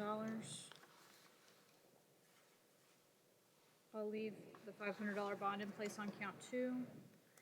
If Mr. Castillo does post his monetary bond, he will be placed on pretrial supervision with a level 2 GPS monitor. There will be an order of no victim contact, as well as an order that he not have any contact with minors until further order of the court. Does the no contact with minors include family members? Does he reside with? I'm just thinking ahead. It's, for the time being, it's going to apply to all minors. Just for safety's sake, based on the allegations. Yes, ma'am. And just so I'm clear, the pretrial GPS with the level 2. Correct. Does that allow him to go to school and Yes. to work? And He provides his schedule to pretrial, and then he can go to school and do what he needs to do. And if I didn't say it for the record, I do find probable cause. Mr. Castillo, just so that you understand the no contact order with regard to the no victim contact, that means no being in the same place at the same time as this person. That also includes no phone calls, no text messages, no third-party contact, and no social media contact with that person. Do you understand? All right, you're nodding your head yes. There's also going to be an order that you not have any contact with minors. That means you are not to have any contact with anyone under the age of 18, which would legally be considered a minor, and that will be in effect until further order of the court. You understand that? Hold on, I need somebody to turn the speaker on at the jail. Thank you. Not even my nieces and nephews. Not for the time being, sir. It can be addressed with the division judge, and if it's gonna be modified, then your attorneys can discuss it with your judge. All right? Okay. Okay, all right, thank you. I'll inform his family what happened today, Judge. Thank you, Mr. Castillo. All right. Good to see you, Judge. Thank you, same. Okay. Next is going to be Philip Siblis. Mr. Siblis, come on up, please. He's the approaching judge. Thank you. Good morning, Mr. Siblis. Good morning. You're before the court this morning on a felony out-of-state hold. This is out of the state of Texas. I find probable cause. And Mr. Siblis, since this is out of state, that means you'll go before the extradition judge this week so that you can determine how this matter is going to be handled. Good luck to you. Marcus Roach. Mr. Roach, come on up, please.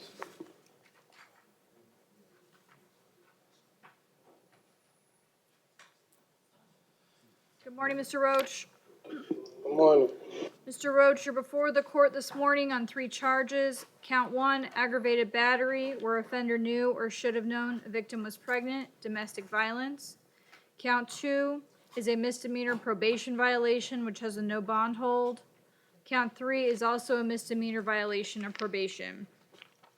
I find probable cause, and I'll hear from the parties at this time.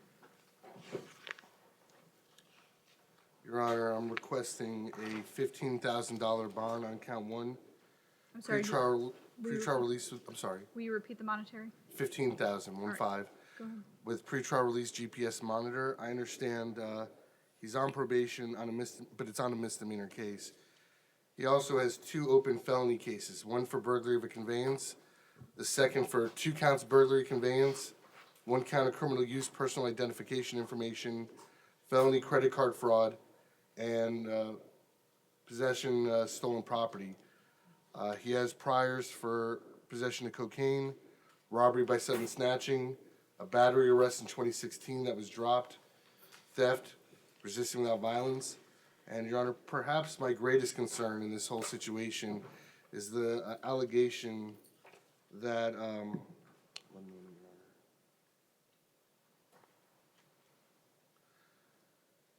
this attack was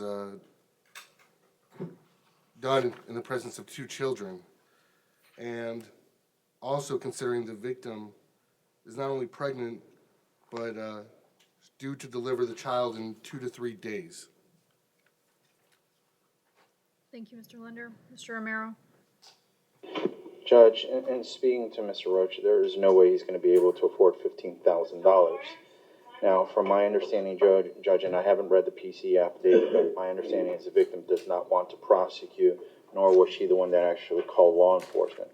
Now, speaking with Mr. Roach, I did advise him today is not an evidentiary hearing, so he will have a chance in the future to present his side of what really happened. Having spoken to Mr. Roach, he's 23 years old. He's been here his whole entire life. He is working. He works for a company called Howard's Paving.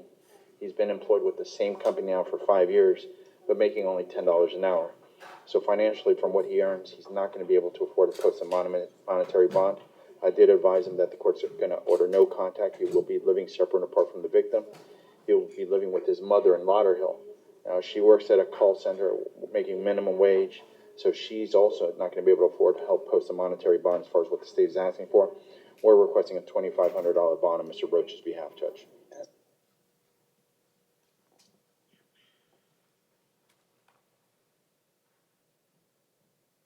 And Judge, in speaking to Mr. Roach, he wouldn't have an objection as far as being also supervised on regular pretrial release without the monitor, Judge.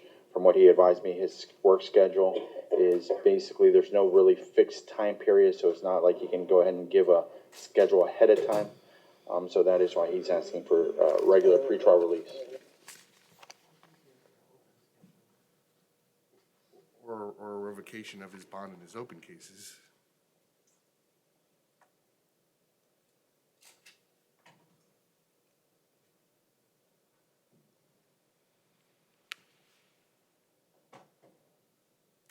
Just for the record, I'm reading the probable cause affidavit.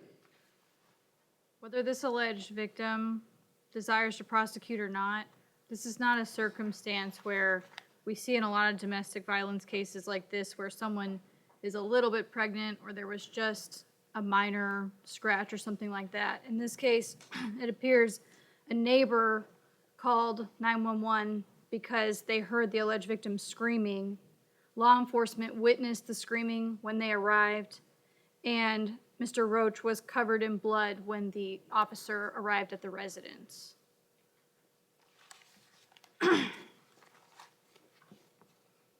Additionally, I do find it very aggravating that the victim was not a couple months pregnant. She's 38 weeks pregnant.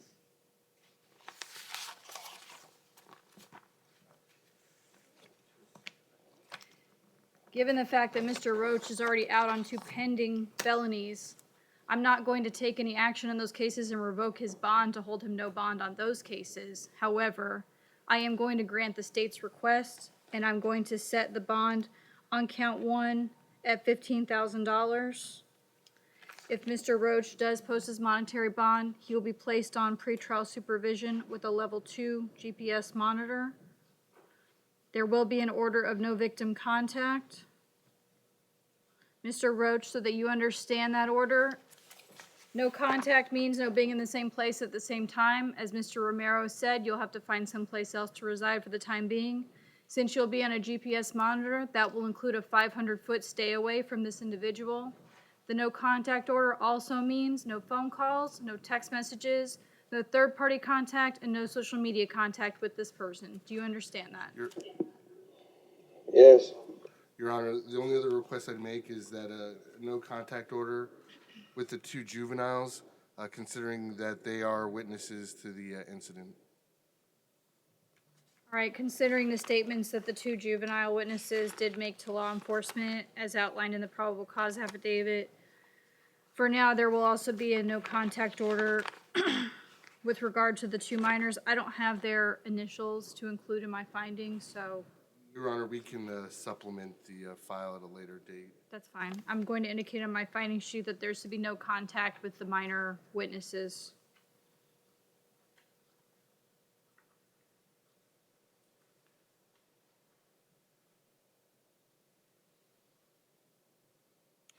Okay, sorry.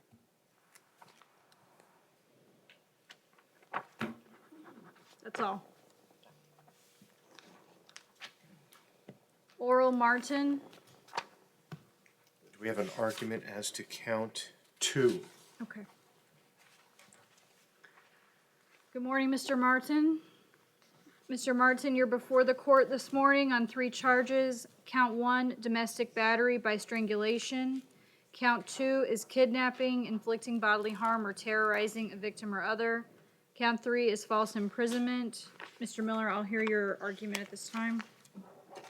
Thank you, Judge. So, in looking at the jury instructions for kidnapping and false imprisonment, they're essentially the same. They both require the confinement, no lawful authority against the will. However, kidnapping requires that there be a third element, an intent to commit some sort of crime. According to the jury instructions, it could be ransom, it could be to commit another felony, or, as is charged here, inflict bodily harm or terrorize another person. In reading the probable cause affidavit in this case, it seems like that all of the bodily harm occurred prior to him holding. So it doesn't, there's nothing in the probable cause affidavit to suggest that the bodily harm continued beyond a certain point, that during the 3 hours she was alleged to have been held against her will, that the bodily harm continued during the entire 3 hours, or that he was terrorizing during those 3 hours. There's nothing in the probable cause affidavit within the 4 corners of this document to suggest that that element has been met. And so I'm arguing that while there may be probable cause for false imprisonment, it doesn't rise to a level of kidnapping, and I would ask the court to find no probable cause on that count. So there's probable cause if the court finds that there's an intent to terrorize the victim. So let's consider this. The allegations are he first throws her against the wall, pulling her hair. She tries to defend herself. He becomes enraged, removes his ripped shirt, ties it around her neck, and strangles her with it. She describes as her breathing patterns being obstructed, that her eyes begin to pulsate, and she becomes lightheaded as though she's going to pass out. I would note the time of this incident. Then at one point, she's able to break free and run out of the residence, at which point he runs out behind her, grabs her by her jacket, and forcefully drags her back into the residence and locks the door behind them. I don't see how one could possibly argue, considering everything that happened prior to him chasing her down and forcefully bringing her back in that home and locking the door and preventing her from leaving, that there's not an intent to terrorize this woman. Judge, the state is asking the court to infer something that's not in the probable cause affidavit. If the state were to have its way with this particular argument, then we would be able to charge kidnapping for every single domestic violence situation. And it's simply not here. I within the four corners of this document, I agree that that the false imprisonment elements have been met. But again, that fourth element, or the third element that requires that's required for kidnapping is not met. Mr. Miller still has not advised the court why these facts do not support a finding that there was intent to terrorize. Not only does it not support the finding, it's not even alleged within this document.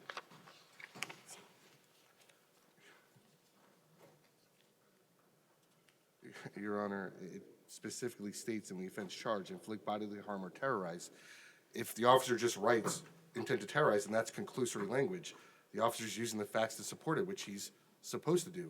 But again, Mr. Miller's not providing any legal or factual basis for why these facts do not support a finding that he was intending to terrorize her. Okay. All right, I appreciate both arguments. As we all know, when we're at first appearances, we have a much lower standard when it comes to probable cause based on the totality of all the allegations taken together within the probable cause affidavit. At this time, I am going to make a finding of probable cause as to all three charges. Obviously, I will take all these arguments into consideration when we discuss bond. So at this time, I'll hear from the parties. Well, Your Honor, I am going to ask the court to find proof evident or presumption great. If the court finds that there's a legal basis for kidnapping, that really is separate and apart from the factual allegations. I would note, in addition to the sworn statement provided by the victim, I would note her physical injuries that were documented. Minor cuts, bruises, and ligature marks on her arms, back, buttocks, thigh, and neck. The ligature marks were consistent with the shirt being tied around her neck. These injuries were documented. They were photographs were taken and uploaded to evidence.com. Considering that this went on for 3 hours, Judge, I do have a concern that for the safety of this victim.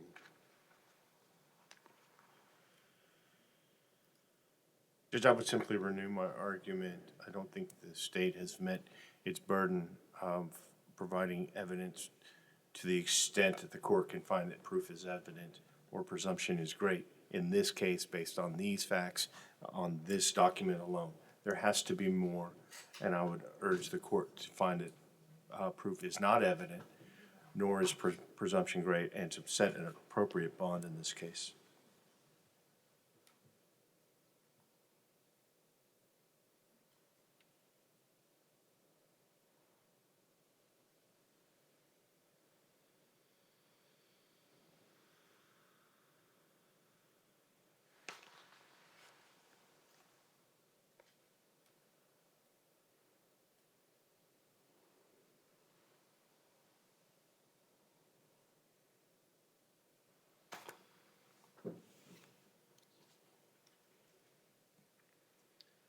All right, at this time, I'm going to make a preliminary finding on proof evident presumption great.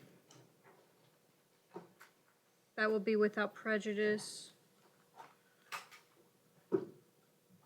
Before I make a decision as to whether I'm going to exercise discretion to set a bond or not, I first would like to hear whether Mr. Martin has any prior history. He does. He has a pending case, Your Honor.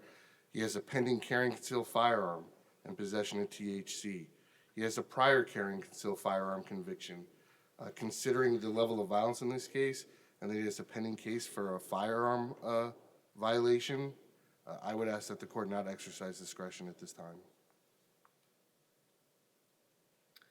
All right, at this time, I'm going to order that Mr. Martin be held no bond on count 2. As I've said, this will be without prejudice for him to have the appropriate Arthur hearing before his division judge.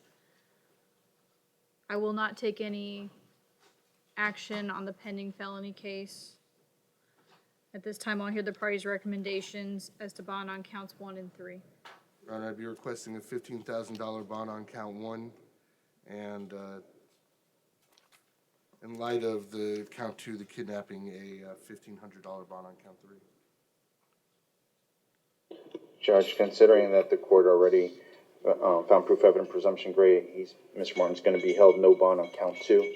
He's going to have to go in front of his division judge to seek some sort of relief. So at this time, would you be deferring any monetary bond reduction for that time? Only thing I'm going to be asking for at this time is a photo order, Judge.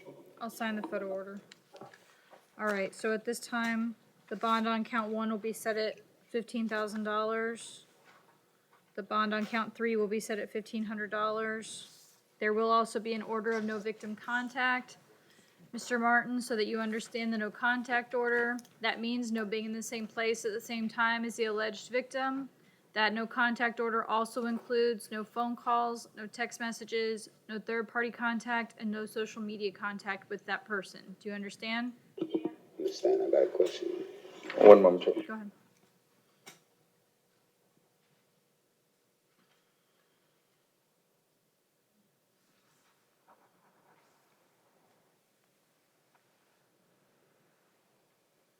Judge, I believe I answered his question. Okay, thank you. Next will be Fritz Joseph. He's approaching, Judge.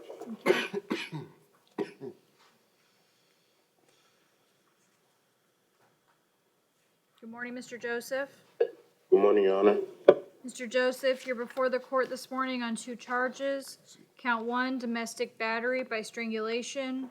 Count 2, tampering in a misdemeanor proceeding. I find probable cause, and I'll hear from the parties at this time. Okay.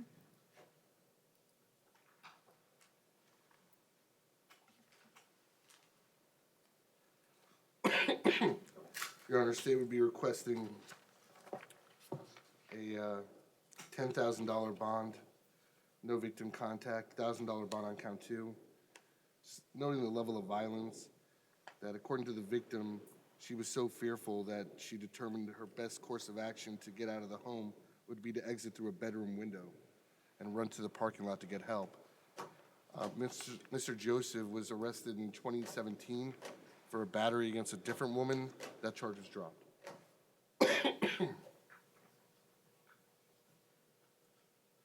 All right, Mr. Romero. Judge, as you heard, Mr. Joseph has a clean record. He's a registered voter here in Broward County. He's been here his whole entire life. He's 27 years old. He just got employed at a new job, about 6 months, working at a call center, making only $12 an hour. He will be living separate and apart from the alleged victim. He will reside with his sister, who resides in Deerfield Beach. She's the one that's going to help post his monetary bond. My understanding is she works at a resort in Boca as a waitress. So she's not going to be able to afford the $11,000 bond. We're going to be requesting, Judge, only on count 1, a $1,000 bond on count 2 is reasonable. We're going to be requesting on count 1, the court consider a $3,500 bond based on Mr. Joseph's clean record and his strong ties to the community.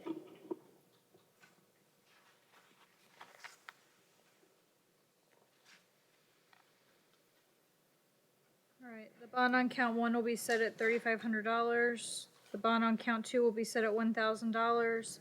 There will be an order of no victim contact. Mr. Joseph, so that you understand the no contact order, that means no being in the same place at the same time as the alleged victim. As Mr. Romero stated, you'll have to find someplace else to stay for the time being. The no contact order also includes no phone calls, no text messages, no third-party contact, and no social media contact with this person. Do you understand? Yes, Your Honor. Thank you.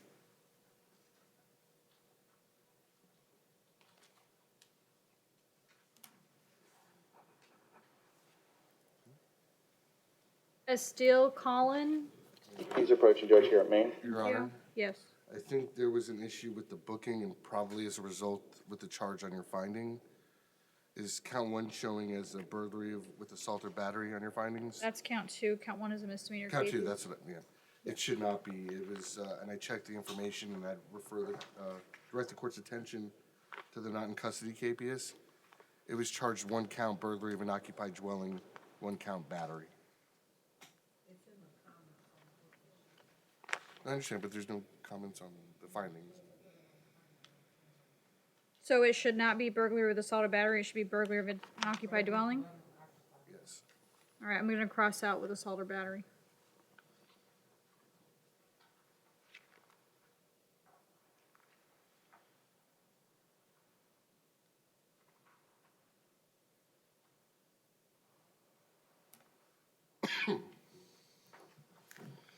All right, good morning, Mr. Collin. Good morning, ma'am. Mr. Collin, you're before the court this morning on 3 charges. Count 1 is a misdemeanor capias related to a charge for battery. Count 2, burglary of an occupied dwelling. Count 3, touch or strike, battery, domestic violence. I find probable cause for these charges. And let me just confirm also on my finding sheet, count 3 is showing as no bond. I assume that's supposed to be hold for magistrate? Yes. Okay, I'll make that correction. All right, at this time I'll hear recommendations from the parties. Judge, I just would like to point out to the court, the misdemeanor was a not in custody information. Summons was never served, apparently. And the felony, again, not in custody information, it was filed back in July of 2018, and he was never served. It's not as if he were dodging service. He just was never noticed of these cases. Okay, thank you. Your Honor,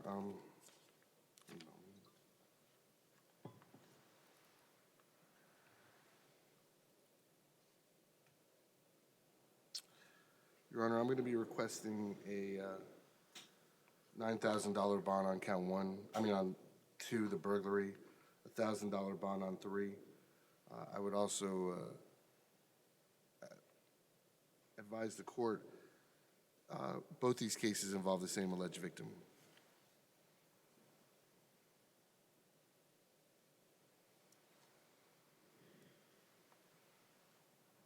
Mr. Romero.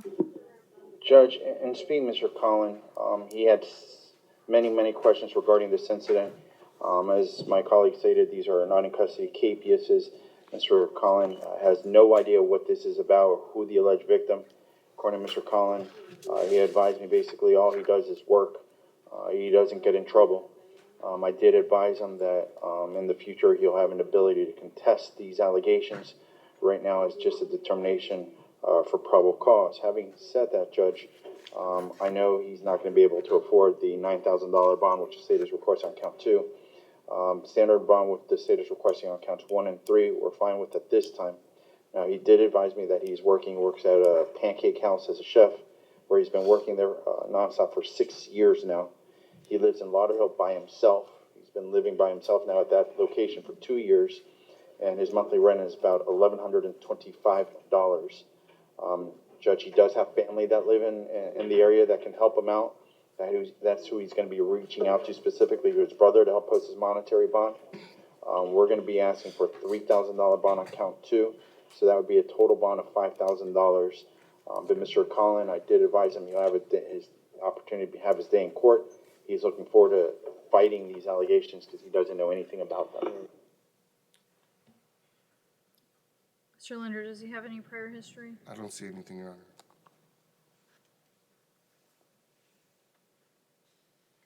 All right, I'm going to leave the $1,000 bond on count 1. The bond on count 2 will be set at $3,000. The bond on count 3 will be set at $1,000.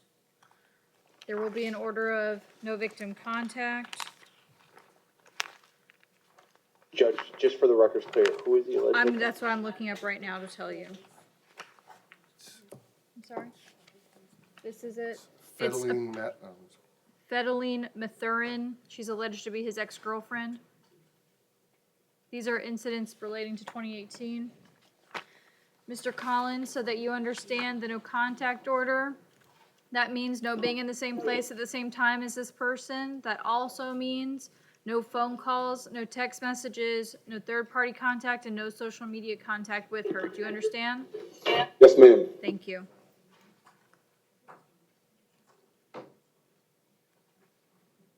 Yeah, and that's what it's signed into.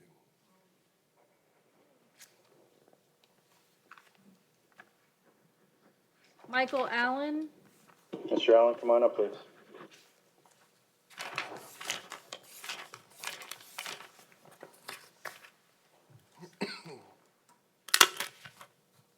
good morning, Mr. Allen. Good morning. Mr. Allen, you're before the court this morning on 5 charges. Count 1, distributing or delivering cocaine. Count 2, possession with intent to sell, manufacture, deliver amphetamine. Count 3 is a felony probation violation with a no bond hold. Count 4, driving while license suspended, third or subsequent offense. Count 5 is also a felony violation of probation with a no bond hold. Judge, may I have one moment, please? Yes, go ahead. Thank you. While Mr. Miller is looking at that, I do also want to advise Mr. Allen, he has a hearing before his division judge tomorrow morning to address the VOPs. Follow what I'm saying.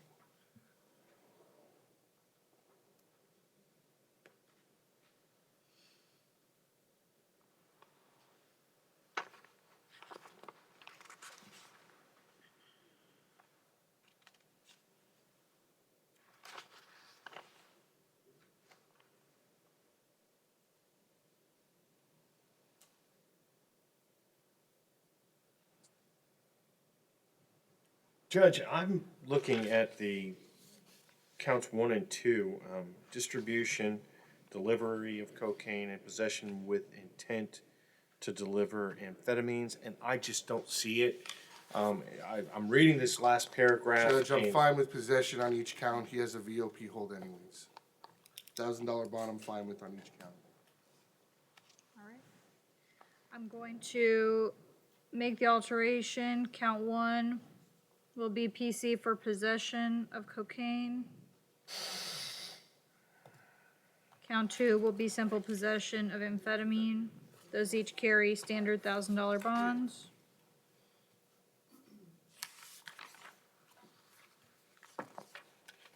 I find probable cause for those charges, and I will leave the standard bond in place on count 4 as well, since he has the pending VOPs. All right, thank you.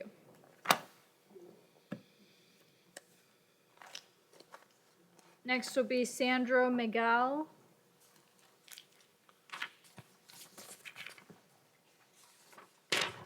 Mr. Miguel is here present, Judge. Thank you.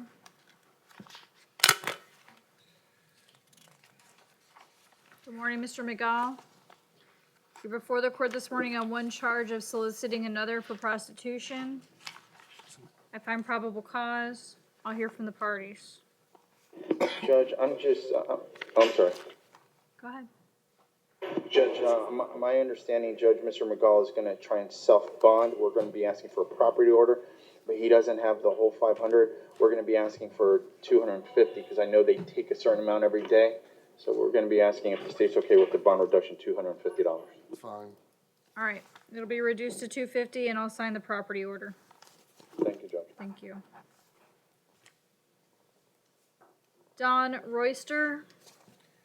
That North Broward judge, he's looking to resolve these if he can. All right. Good morning, Mr. Royster. Mr. Royster, you're before the court this morning on 2 charges. These are each misdemeanor capiases related to charges for trespassing and petty theft. I find probable cause. And Mr. Linder, does the state have an offer in these cases? One moment. Okay.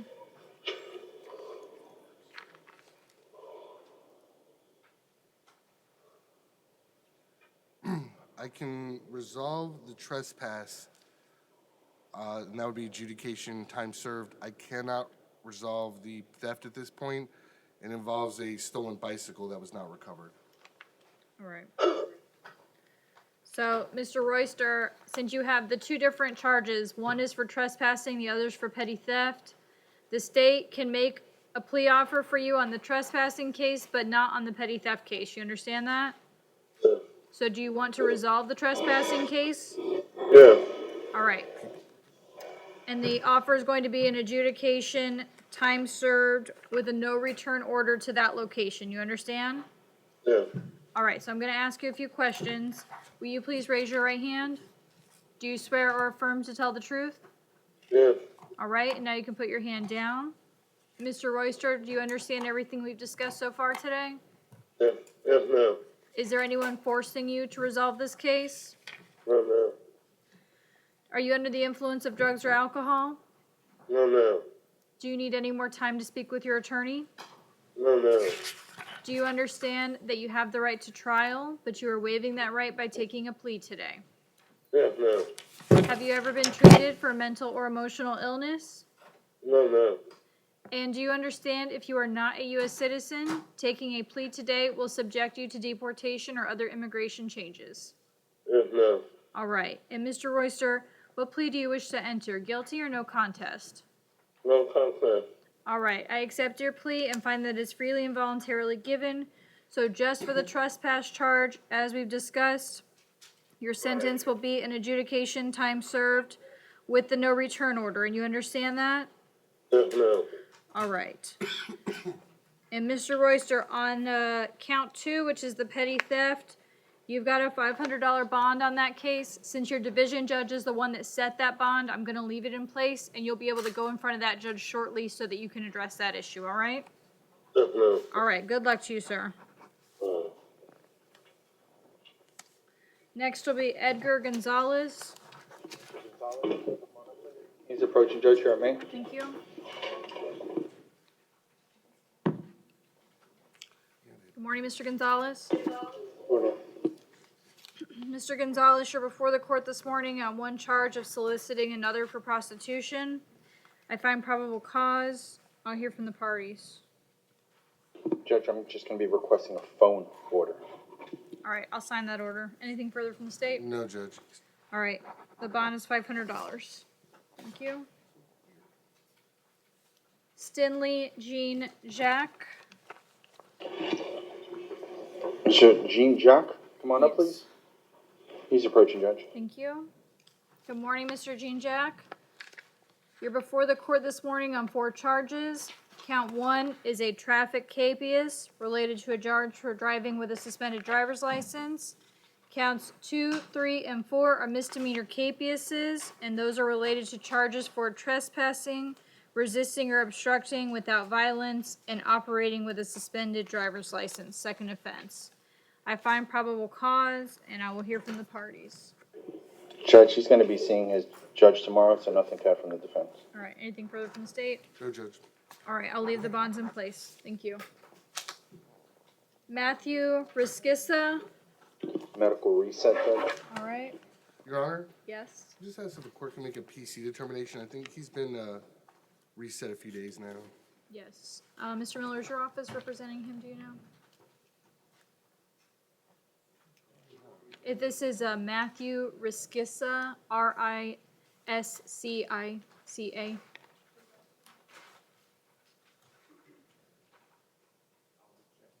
Okay. Probably not, Your Honor. I don't know that he has any prior cases in Broward. Really?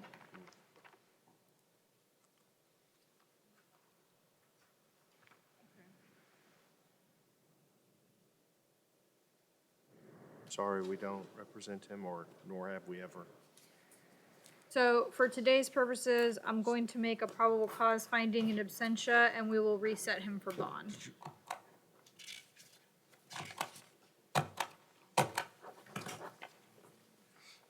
Next will be Taiwan Irvin. North Broward. Thank you.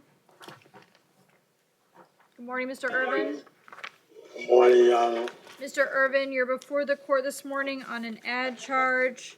This is a new charge for false owner information provided for pond items, $300 or more. I find probable cause, and I will hear from the parties. He's got no bond holds, Judge. All right. Mr. Miller, any objection to me leaving Judge, I this in bond? spoke with Mr. Irvin. He understands what's going on. We'll take this up with division. Okay, all right, so I'm gonna leave the $3,500 bond on here for now. Good luck, Mr. Irvin. Craig Mitchell Fizel, Mr. Mitchell, come on up, please. Please report to Judge Main. thank you.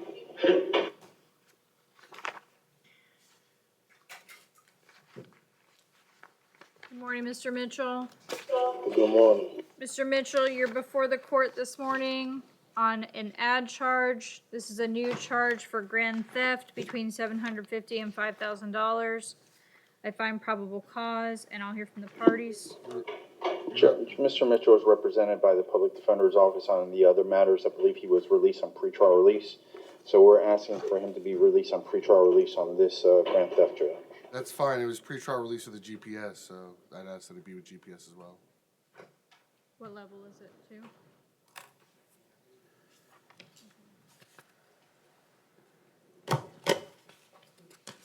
2.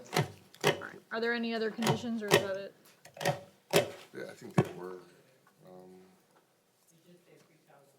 Okay. All right, so I'm going to grant an ROR, and on this charge, he'll be placed the same as the others, pretrial supervision with a level 2 GPS. Can I have one moment, please? Yep, hold on one second. Don't let Mr. Mitchell leave. Mr. 'Cause Linder's I just looked at it checking this something. morning, the original findings. Yes. And Judge Benson actually wrote in a bunch of conditions. Okay, let me just see what they are. Yeah, because that was a domestic violence case, I just don't know if it was applicable only to that case or universally. Okay, let's just take a look and Yep. double check.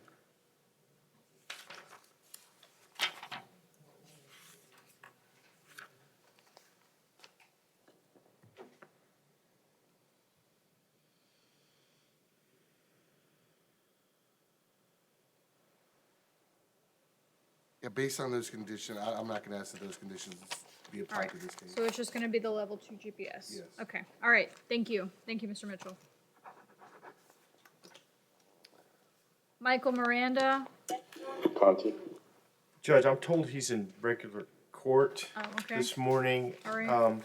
It would appear that the Public Defender's Office represents Mr. Miranda on this case, and so I would waive his presence for purposes of this hearing. okay. And we would just ask that the bond be kept as set. Any objection, Mr. Linder? No. All right, so on Mr. Miranda's case, I'll find probable cause, and I'll leave the $1,000 bond in place. Julio Mendoza Diaz, Please report to Judge Main. thank Come on you. up, sir. Good morning. Thank you. Good morning, Mr. Mendoza. Thank you. All right, Mr. Mendoza, you're before the court this morning on a number of ad charges. Count 5, burglary of an unoccupied conveyance unarmed. Count 2, first-degree petty theft. Excuse me, that's count 6. Count 7, larceny of a credit card. Count 8, illegal use of a credit card. Count 9, fraud attempting to use ID of another person without consent. Count 10, burglary of an unoccupied conveyance unarmed. Count 11, grand theft. Count 12, larceny of a credit card. Count 13, illegal use of a credit card. Count 14, fraud attempting to use ID of another person without consent. I find probable cause for these charges, and I will hear from the parties. Your Honor, he's got no bond holds. He's also being held on a couple other burglary conveyances where bond was set at $2,500 each. Considering it's the same charge here, I'd ask that the court set the bonds on the burglaries at $2,500. All right? Nothing to add from the defense. Okay.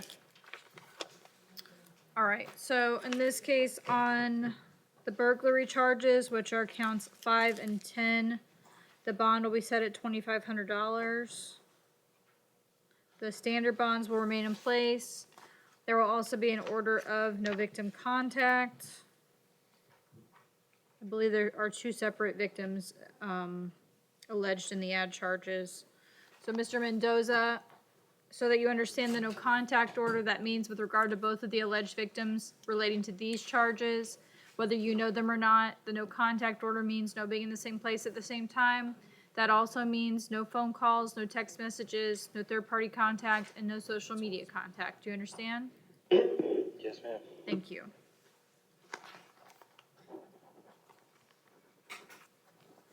Steve Miklos, Mr. Miklos is a North medical Broward? reset. he's a medical reset.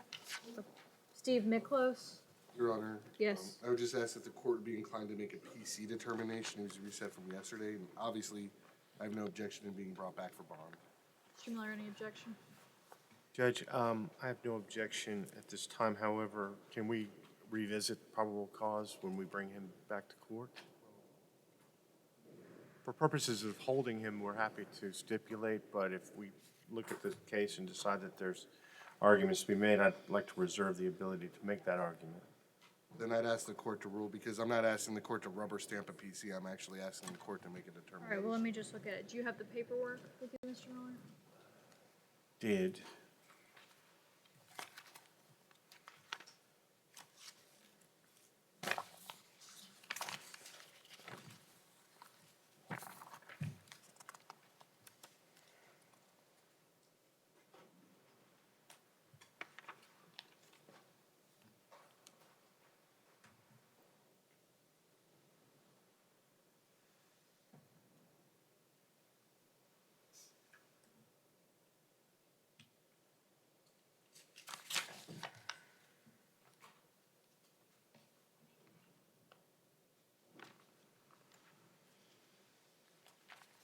Not at this time, Your Honor.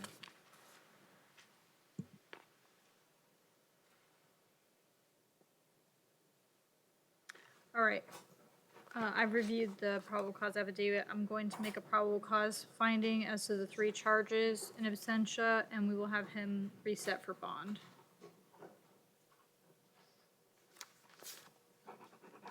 Okay. All right, next will be Tony Lester.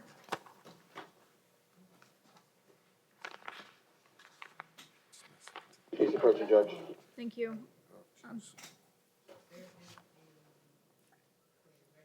You have a correction on Mr. Lester's case?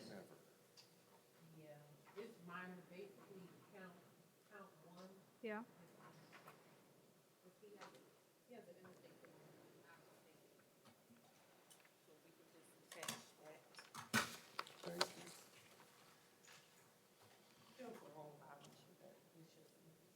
Okay. Thank you. All right. Good morning, Mr. Lester. Morning. Mr. Lester, you're before the court this morning on 2 charges. Count 1 is a parole violation with a no bond hold. Count 2 is a charge for driving while license suspended, third or subsequent offense. I find probable cause. Mr. Lester, with regard to the parole violation, you'll have to go before the parole board in order to address that because it has a no bond hold on it at the moment. In light of that hold, do the parties wish to be heard on count 2? No, Judge. Not at this time, Judge. All right, I'll leave that standard bond as is. Thank you. Eric Brown. Mr. Brown, come on up, please.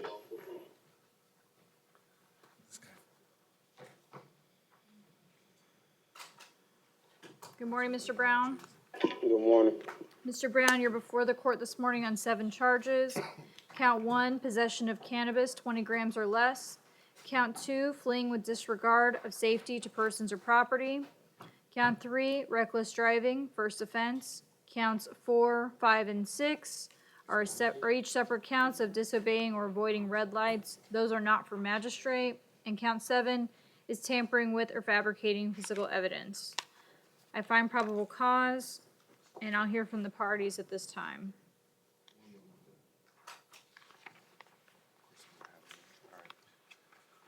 Your Honor, I'm requesting a $7,500 bond on count 2. His history includes 2015 burglary of a dwelling, tampering with evidence. He violated probation on a case and had his probation extended. Theft 2016.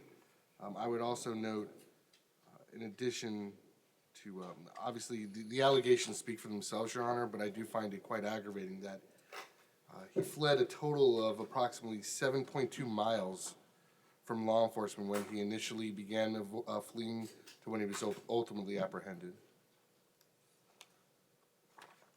Thank you. Mr. Romero? Judge, as you heard, Mr. Brown has not had any recent contact with the criminal justice system. We're going to be asking for a $1,500 bond on count 2. simply on the possession of cannabis offense, we're gonna be asking for a straight ROR and then leave the other bond in place. He's 24 years old, been here his whole entire life. Right now, he's not working, he's looking for employment. He lives in Fort Lauderdale with his mother. His mother's raising his 3 younger siblings. She's on Section 8 housing. So she's not going to be able to afford very much, and that is why we're requesting a $1,500 bond on count 2, Judge. And Your Honor, I can advise the court, he has had much more recent criminal history. I didn't have access to his out-of-county priors. I can tell you, in May of 2019, he was arrested in Broward on an out-of-county hold from Dade in 2019 case. Possession or manufacturing counterfeit lottery tickets, 2 counts, 1 count of dealing in stolen property. Thank you.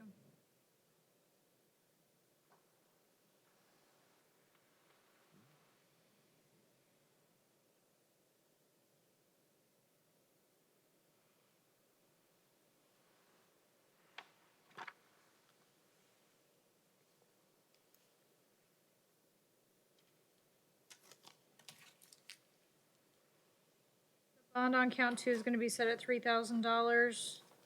I'm going to leave the other standard bonds in place. Thank you.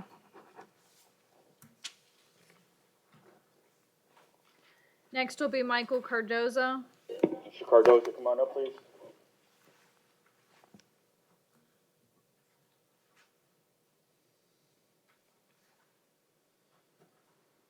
Good morning, Mr. Cardoza. Good morning. Mr. Cardoza, you're before the court this morning on 2 charges. Count 1, possession of cannabis greater than 20 grams. Count 2 is a felony probation violation, which has a no bond hold. I find probable cause. I do see Mr. Cardoza has a hearing with his division judge tomorrow morning on the VOP. So in light of that, do the parties wish to be heard on count 1? No, Judge. No, Judge. All right. Thank you. Angel Garcia. Mr. Garcia, come on up, please. Judge, I do have a brief argument. Okay.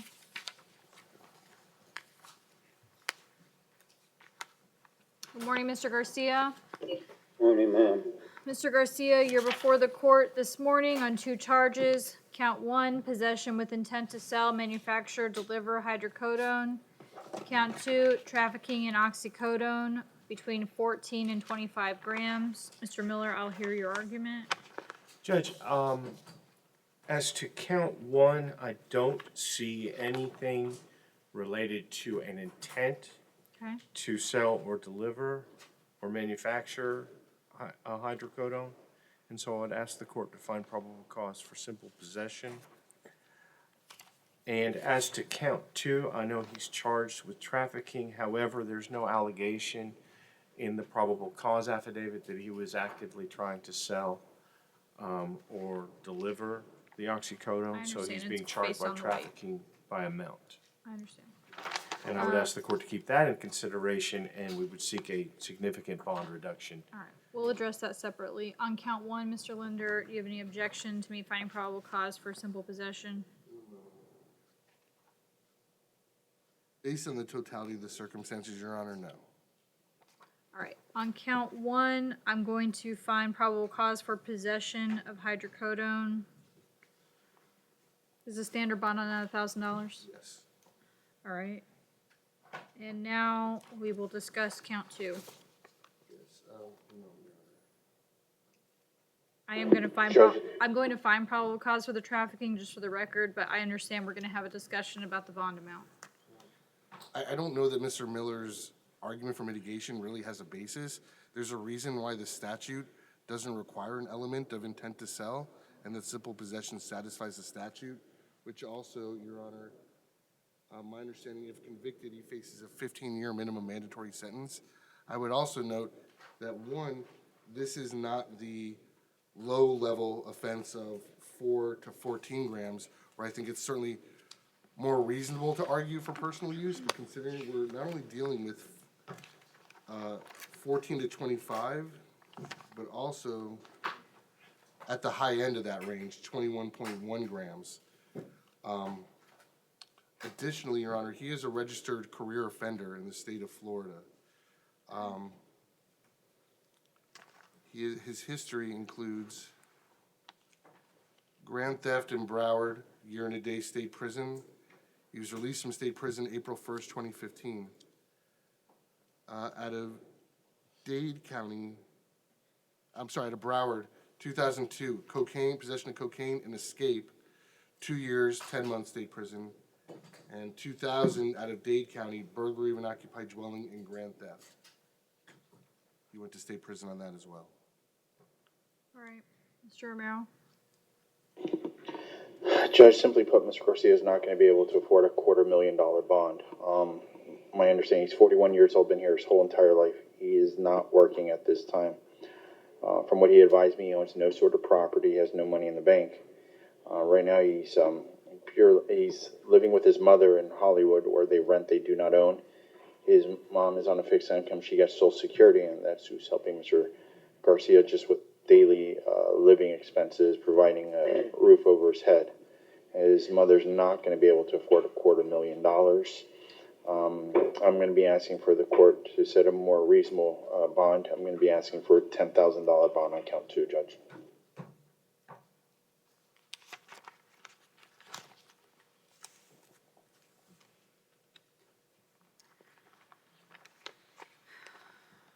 All right.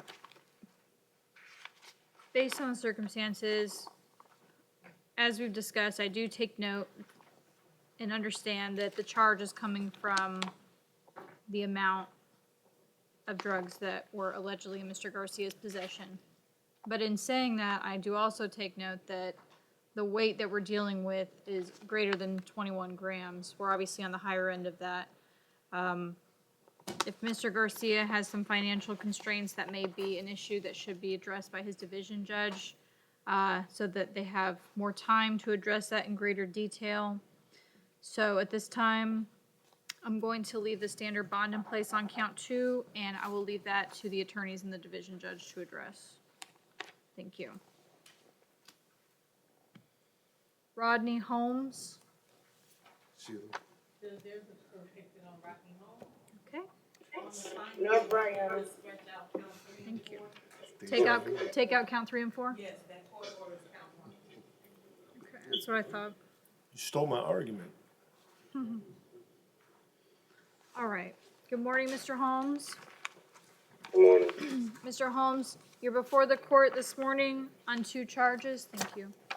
Count 1 is for dealing in stolen property. Count 2 is false owner information provided for pawned items, $300 or more. Mr. Miller, did you have an argument to make? I was just going to ask the court to strike counts 3 and 4. Okay, all right. I find probable cause for these charges, and I will hear from the parties at this time.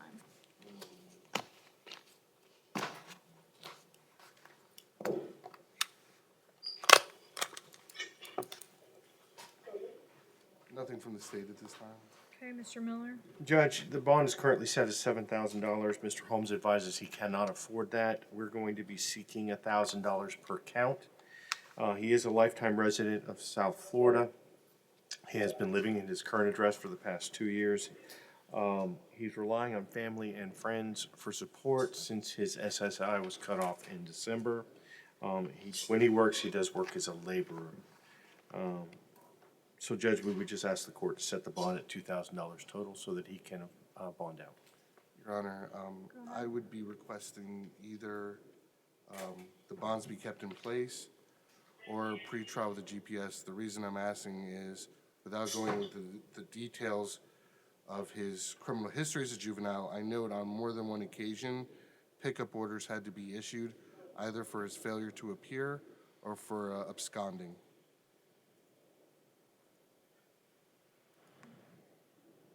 Mr. Miller, does he have a permanent address? Told me he's been at the same address for 2 years. I can verify if this is his current address, Judge. Okay.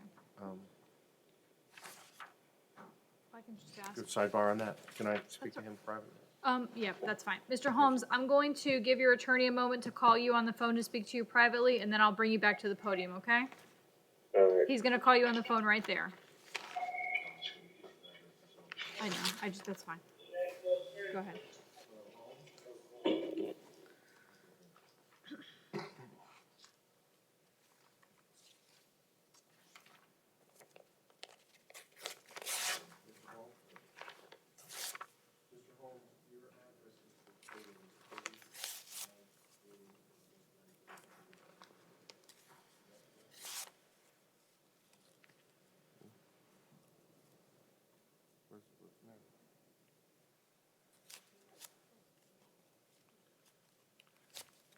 Why is it? And Your Honor, Mr. Holmes is reporting that the address that is listed in his booking report is indeed his address. Okay, all right, then, based on the fact that he does have a permanent address, I would be willing to give him the $1,000 bonds that were requested if he will be on pretrial supervision with the GPS. Judge, can he have an open schedule since we're just keeping track of him? That's fine with I'm you? fine with that. All right, so it'll be an open schedule. All right, so it's going to be a $1,000 bond on counts 1 and 2. And if Mr. Holmes posts that, he'll be put on pretrial supervision with the GPS monitor with an open schedule. Thank you, Judge. All right, thank you. Good luck, Mr. Holmes.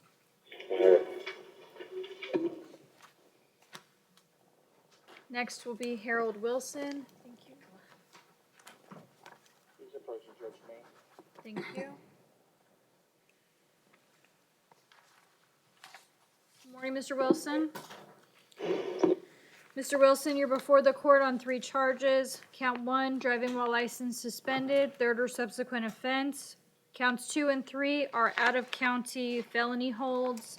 Those are out of Orange County. I find probable cause. Do the parties wish to be heard on count 1? No, Judge. All right, I'll leave it as is. Thank you. And Judge, I'd just like to advise my client that those are Orange County holds, just in case he was wondering. Yes. Yeah. Devontae Paterkin. What's that?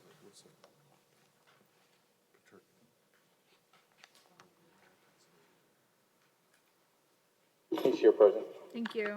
Good morning, Mr. Paterkin.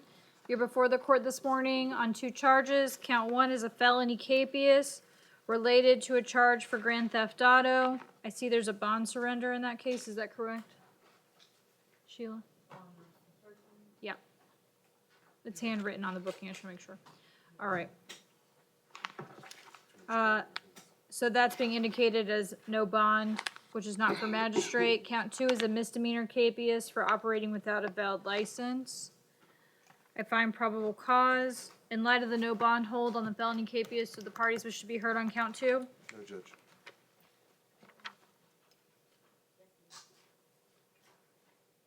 Judge, Mr. Peterkin is asking solely on count 2 if the state has a plea offer for him today. Okay. Can I see your docket, please? Kiefer. I know, just ask her to hold on 1 second. It's an attempt.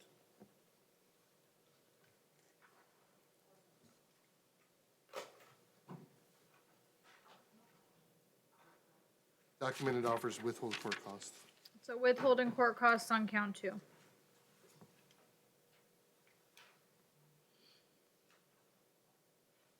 He wishes to accept the state's offer, Judge. All right. Mr. Paterkin, will you please raise your right hand? Do you swear or affirm to tell the truth? Yes, ma'am. Thank you. And now you can put your hand down. And do you understand everything we've discussed here today? Yes, that the second one is in. Yeah, it's just the second one, okay? Because I can't address the felony case. All right. Yes, ma'am. Is anyone forcing you to resolve this case? No, ma'am. Are you under the influence of drugs or alcohol? No, ma'am. Do you need any more time to speak with your attorney? No, ma'am. All right. And do you understand that you have the right to trial, but you are waiving that right by taking a plea today? Yeah, so that means just, what if they see me when I'm taking a plea, like, it's gonna be stuck on my background? Correct. All right, no problem. As long as I paid them, as long as I paid them when I get out. Well, there's going to be court costs associated with it, but that case is over with, and you're basically giving up your right to contest or go to trial in that case. It's over with. Do you understand that? Yeah, once I pay that, though, I'm good. Once I pay the court cost of that. Right, that's going to be one of the conditions that you have to pay court costs. All right, no problem. Okay. So, Mr. Retur, can you understand that? Yes, ma'am. Okay. All right. Have you ever been treated for mental or emotional illness? No, ma'am. All right. And do you understand if you are not a U.S. citizen, taking a plea today will subject you to deportation or other immigration changes? Yes, ma'am. All right, and what plea do you wish to enter, sir? Guilty or no contest? No contest. All right, I accept your plea and find that it is freely and voluntarily given. Your sentence as to the misdemeanor case is going to be a withhold of adjudication plus court costs. All right. Thank you so much, man. You're welcome. Good luck to you.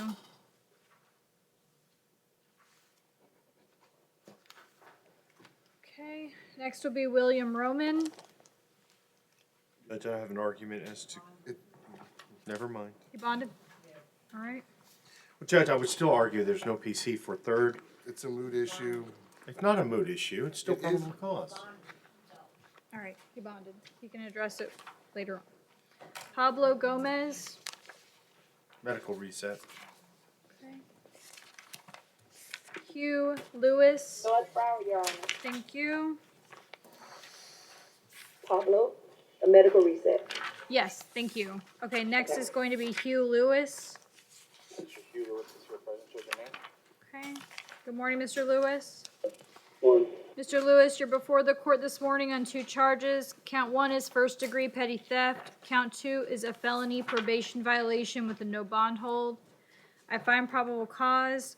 Mr. Lewis, I see you have a hearing with your division judge tomorrow morning on the probation violation. In light of that, do the parties wish to be heard on count 1? No, Judge. All right, thank you. Next will be Ricardo Jean Marie. He's approaching Judge Main. Thank you.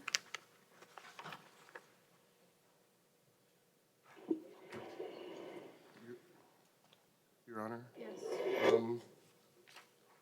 I have no objection to him being ROR'd on counts 1, 2, and 3. I spoke with Officer Iben. Yes? He's still going to be held in custody. He's got a hold from, I believe, the state of Virginia. He has a hold from Virginia? I believe so. He definitely has a hold from another state. Sheila, is it Virginia? Oh, I do see other states. Yeah, it is Virginia. Yeah, it's Jean Marie. I can advise the court, Yes? just for record purposes.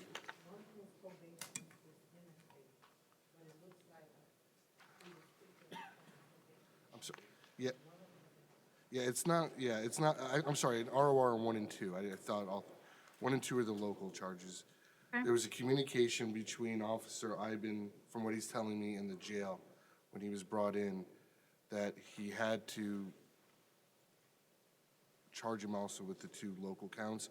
Based on my conversation with Officer Iben, there is no basis, there's no allegations that he did anything to violate his conditions of probation or community control. On the Broward cases? On the Broward cases, yes. Okay.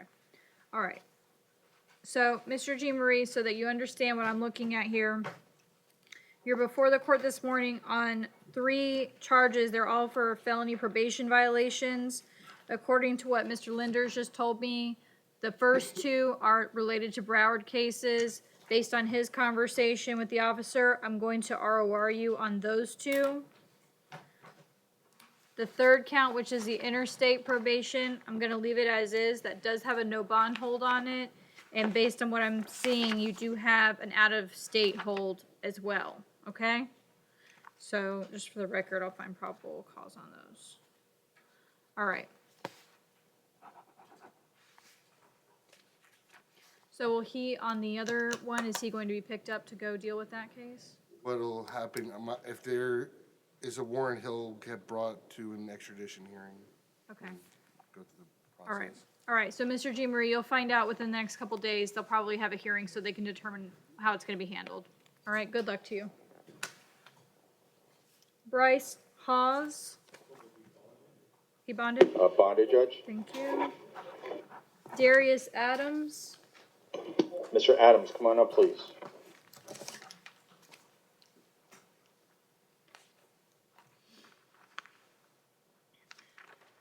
Good morning, Mr. Adams. You're before the court. You're before the court this morning on 3 charges. Count 1, burglary of an unoccupied dwelling unarmed.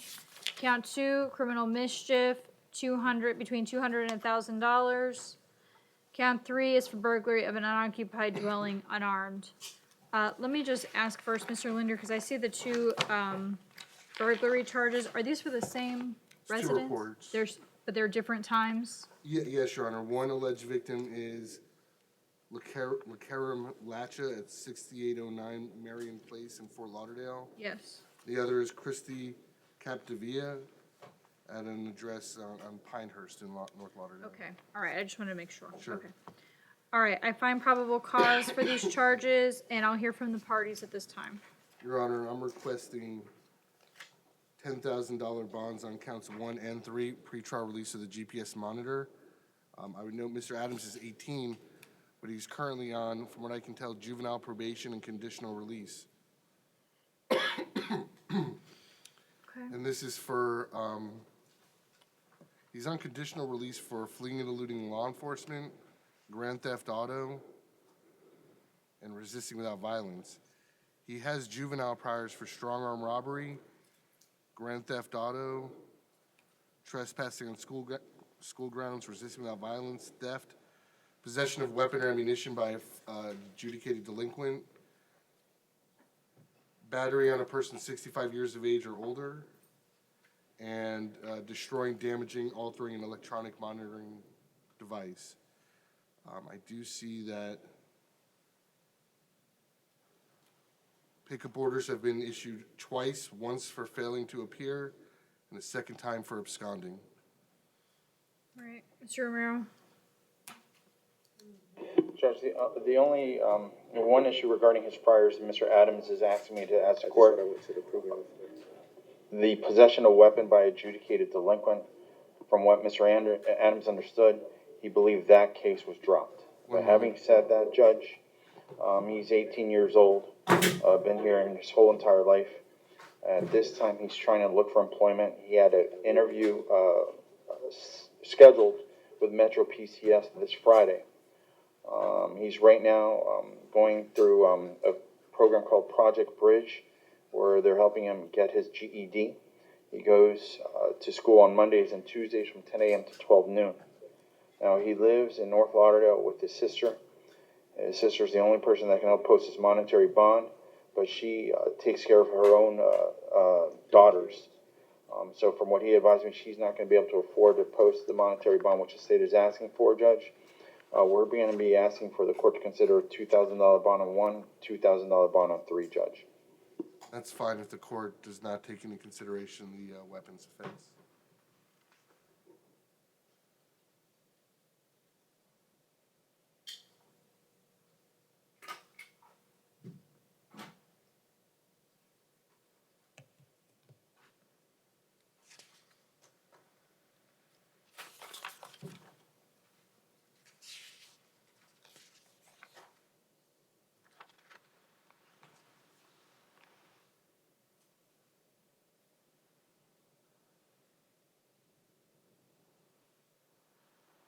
Well, you know, Mr. Romero, you told me that he goes to school on Mondays and Tuesdays from 11 to 12, but based on what I'm seeing in the probable cause affidavit, it appears, based on the allegations, that these allegedly occurred during those times on a Tuesday. So there's no need for you to comment on it. I just wanted to point it out because I like to check things like that. And Your Honor, I just want to advise the court, I'm looking here in his notes from DJJ. Apparently in December of 2018, Judge Orlando ordered that he be transferred to a high-risk program. My concern is even going through a high-risk program, now we're back here on 2 separate second-degree felonies that the legislature has defined as dangerous offenses.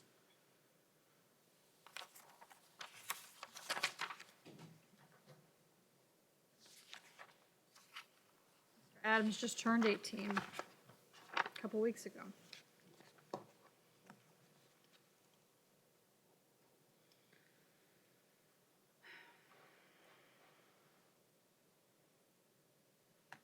I'm gonna set the bond on counts 1 and counts 3 at $7,500 each.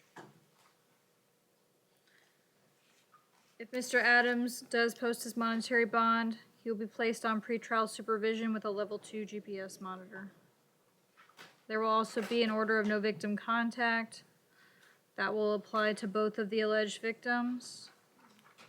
Mr. Adams, whether you know the alleged victims or not, so that you understand the no contact order, That means no being in the same place at the same time. That also means no phone calls to these individuals, no text messages, no third-party contact, and no social media contact. I'm also going to impose a no return order. That means that you are not to return to either of the locations that are at issue in these cases. Do you understand? Yes, ma'am. Thank you. Next will be Enrique Azoy Quesada.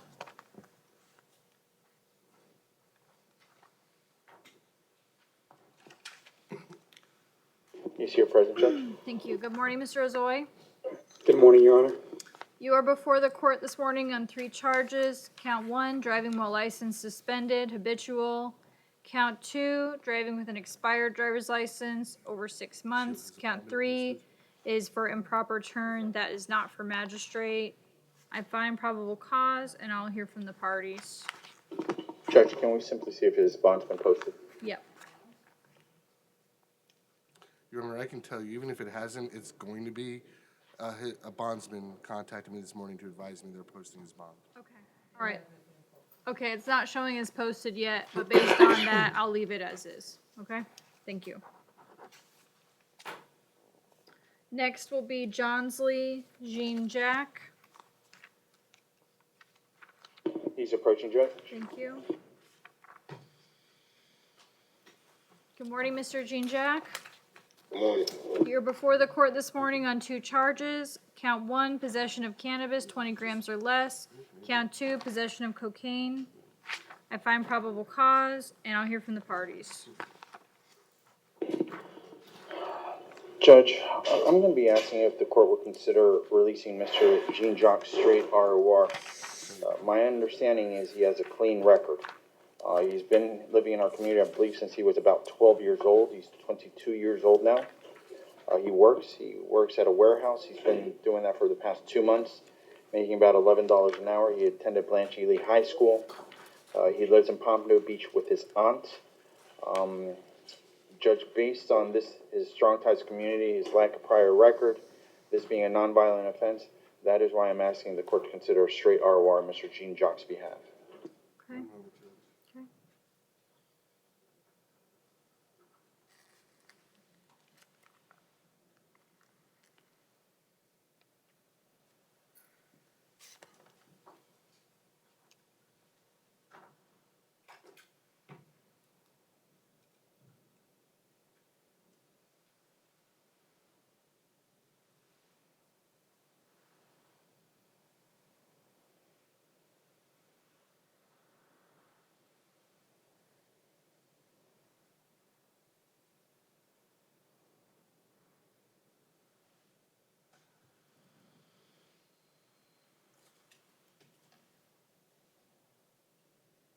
That's fine, Judge.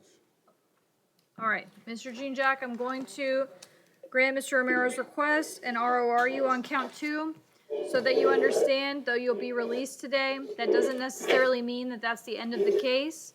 So it will be your responsibility to be in contact with your attorneys in the clerk's office so that you know about any future court dates you may need to be present for. Do you understand? Yes, ma'am. All right, thank you very much. These are the instructions which you just said, okay? So you don't miss any future court dates. Good luck, sir. All right, next will be Michael Lawrence.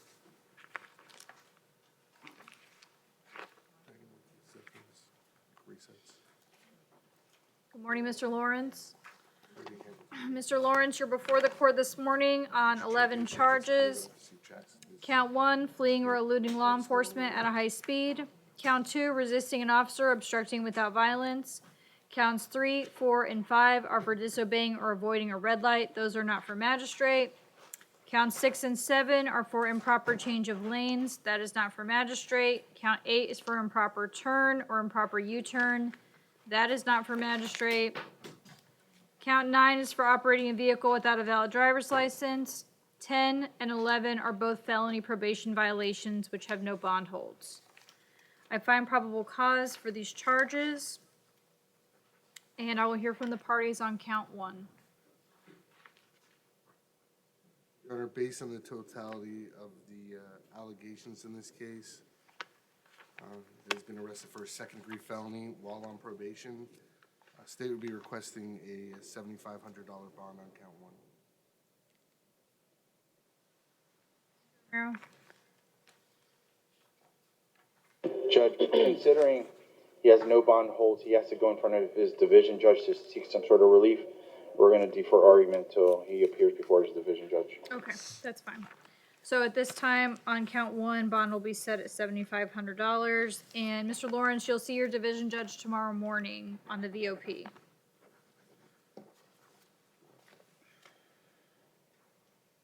Quentin Jackson, It's a medical reset again, Judge. he's being reset again? Okay. All right, then that brings us to the end of our morning docket. I will see everyone this afternoon. I just want to make sure that the jails are aware of the two individuals that were reset from the morning to the PM. Yes, Judge. Okay, great. I'll see you Just wanna guys. make sure, what, are we starting at 1? We'll start at 1 o'clock. Okay. Okay, thank you. Judge, Yes, requesting a photo order for someone off docket, Isaiah Thomas, that's fine. case 2000145 MM10A. All right, I'll sign up. Thank you, Judge. Thank you.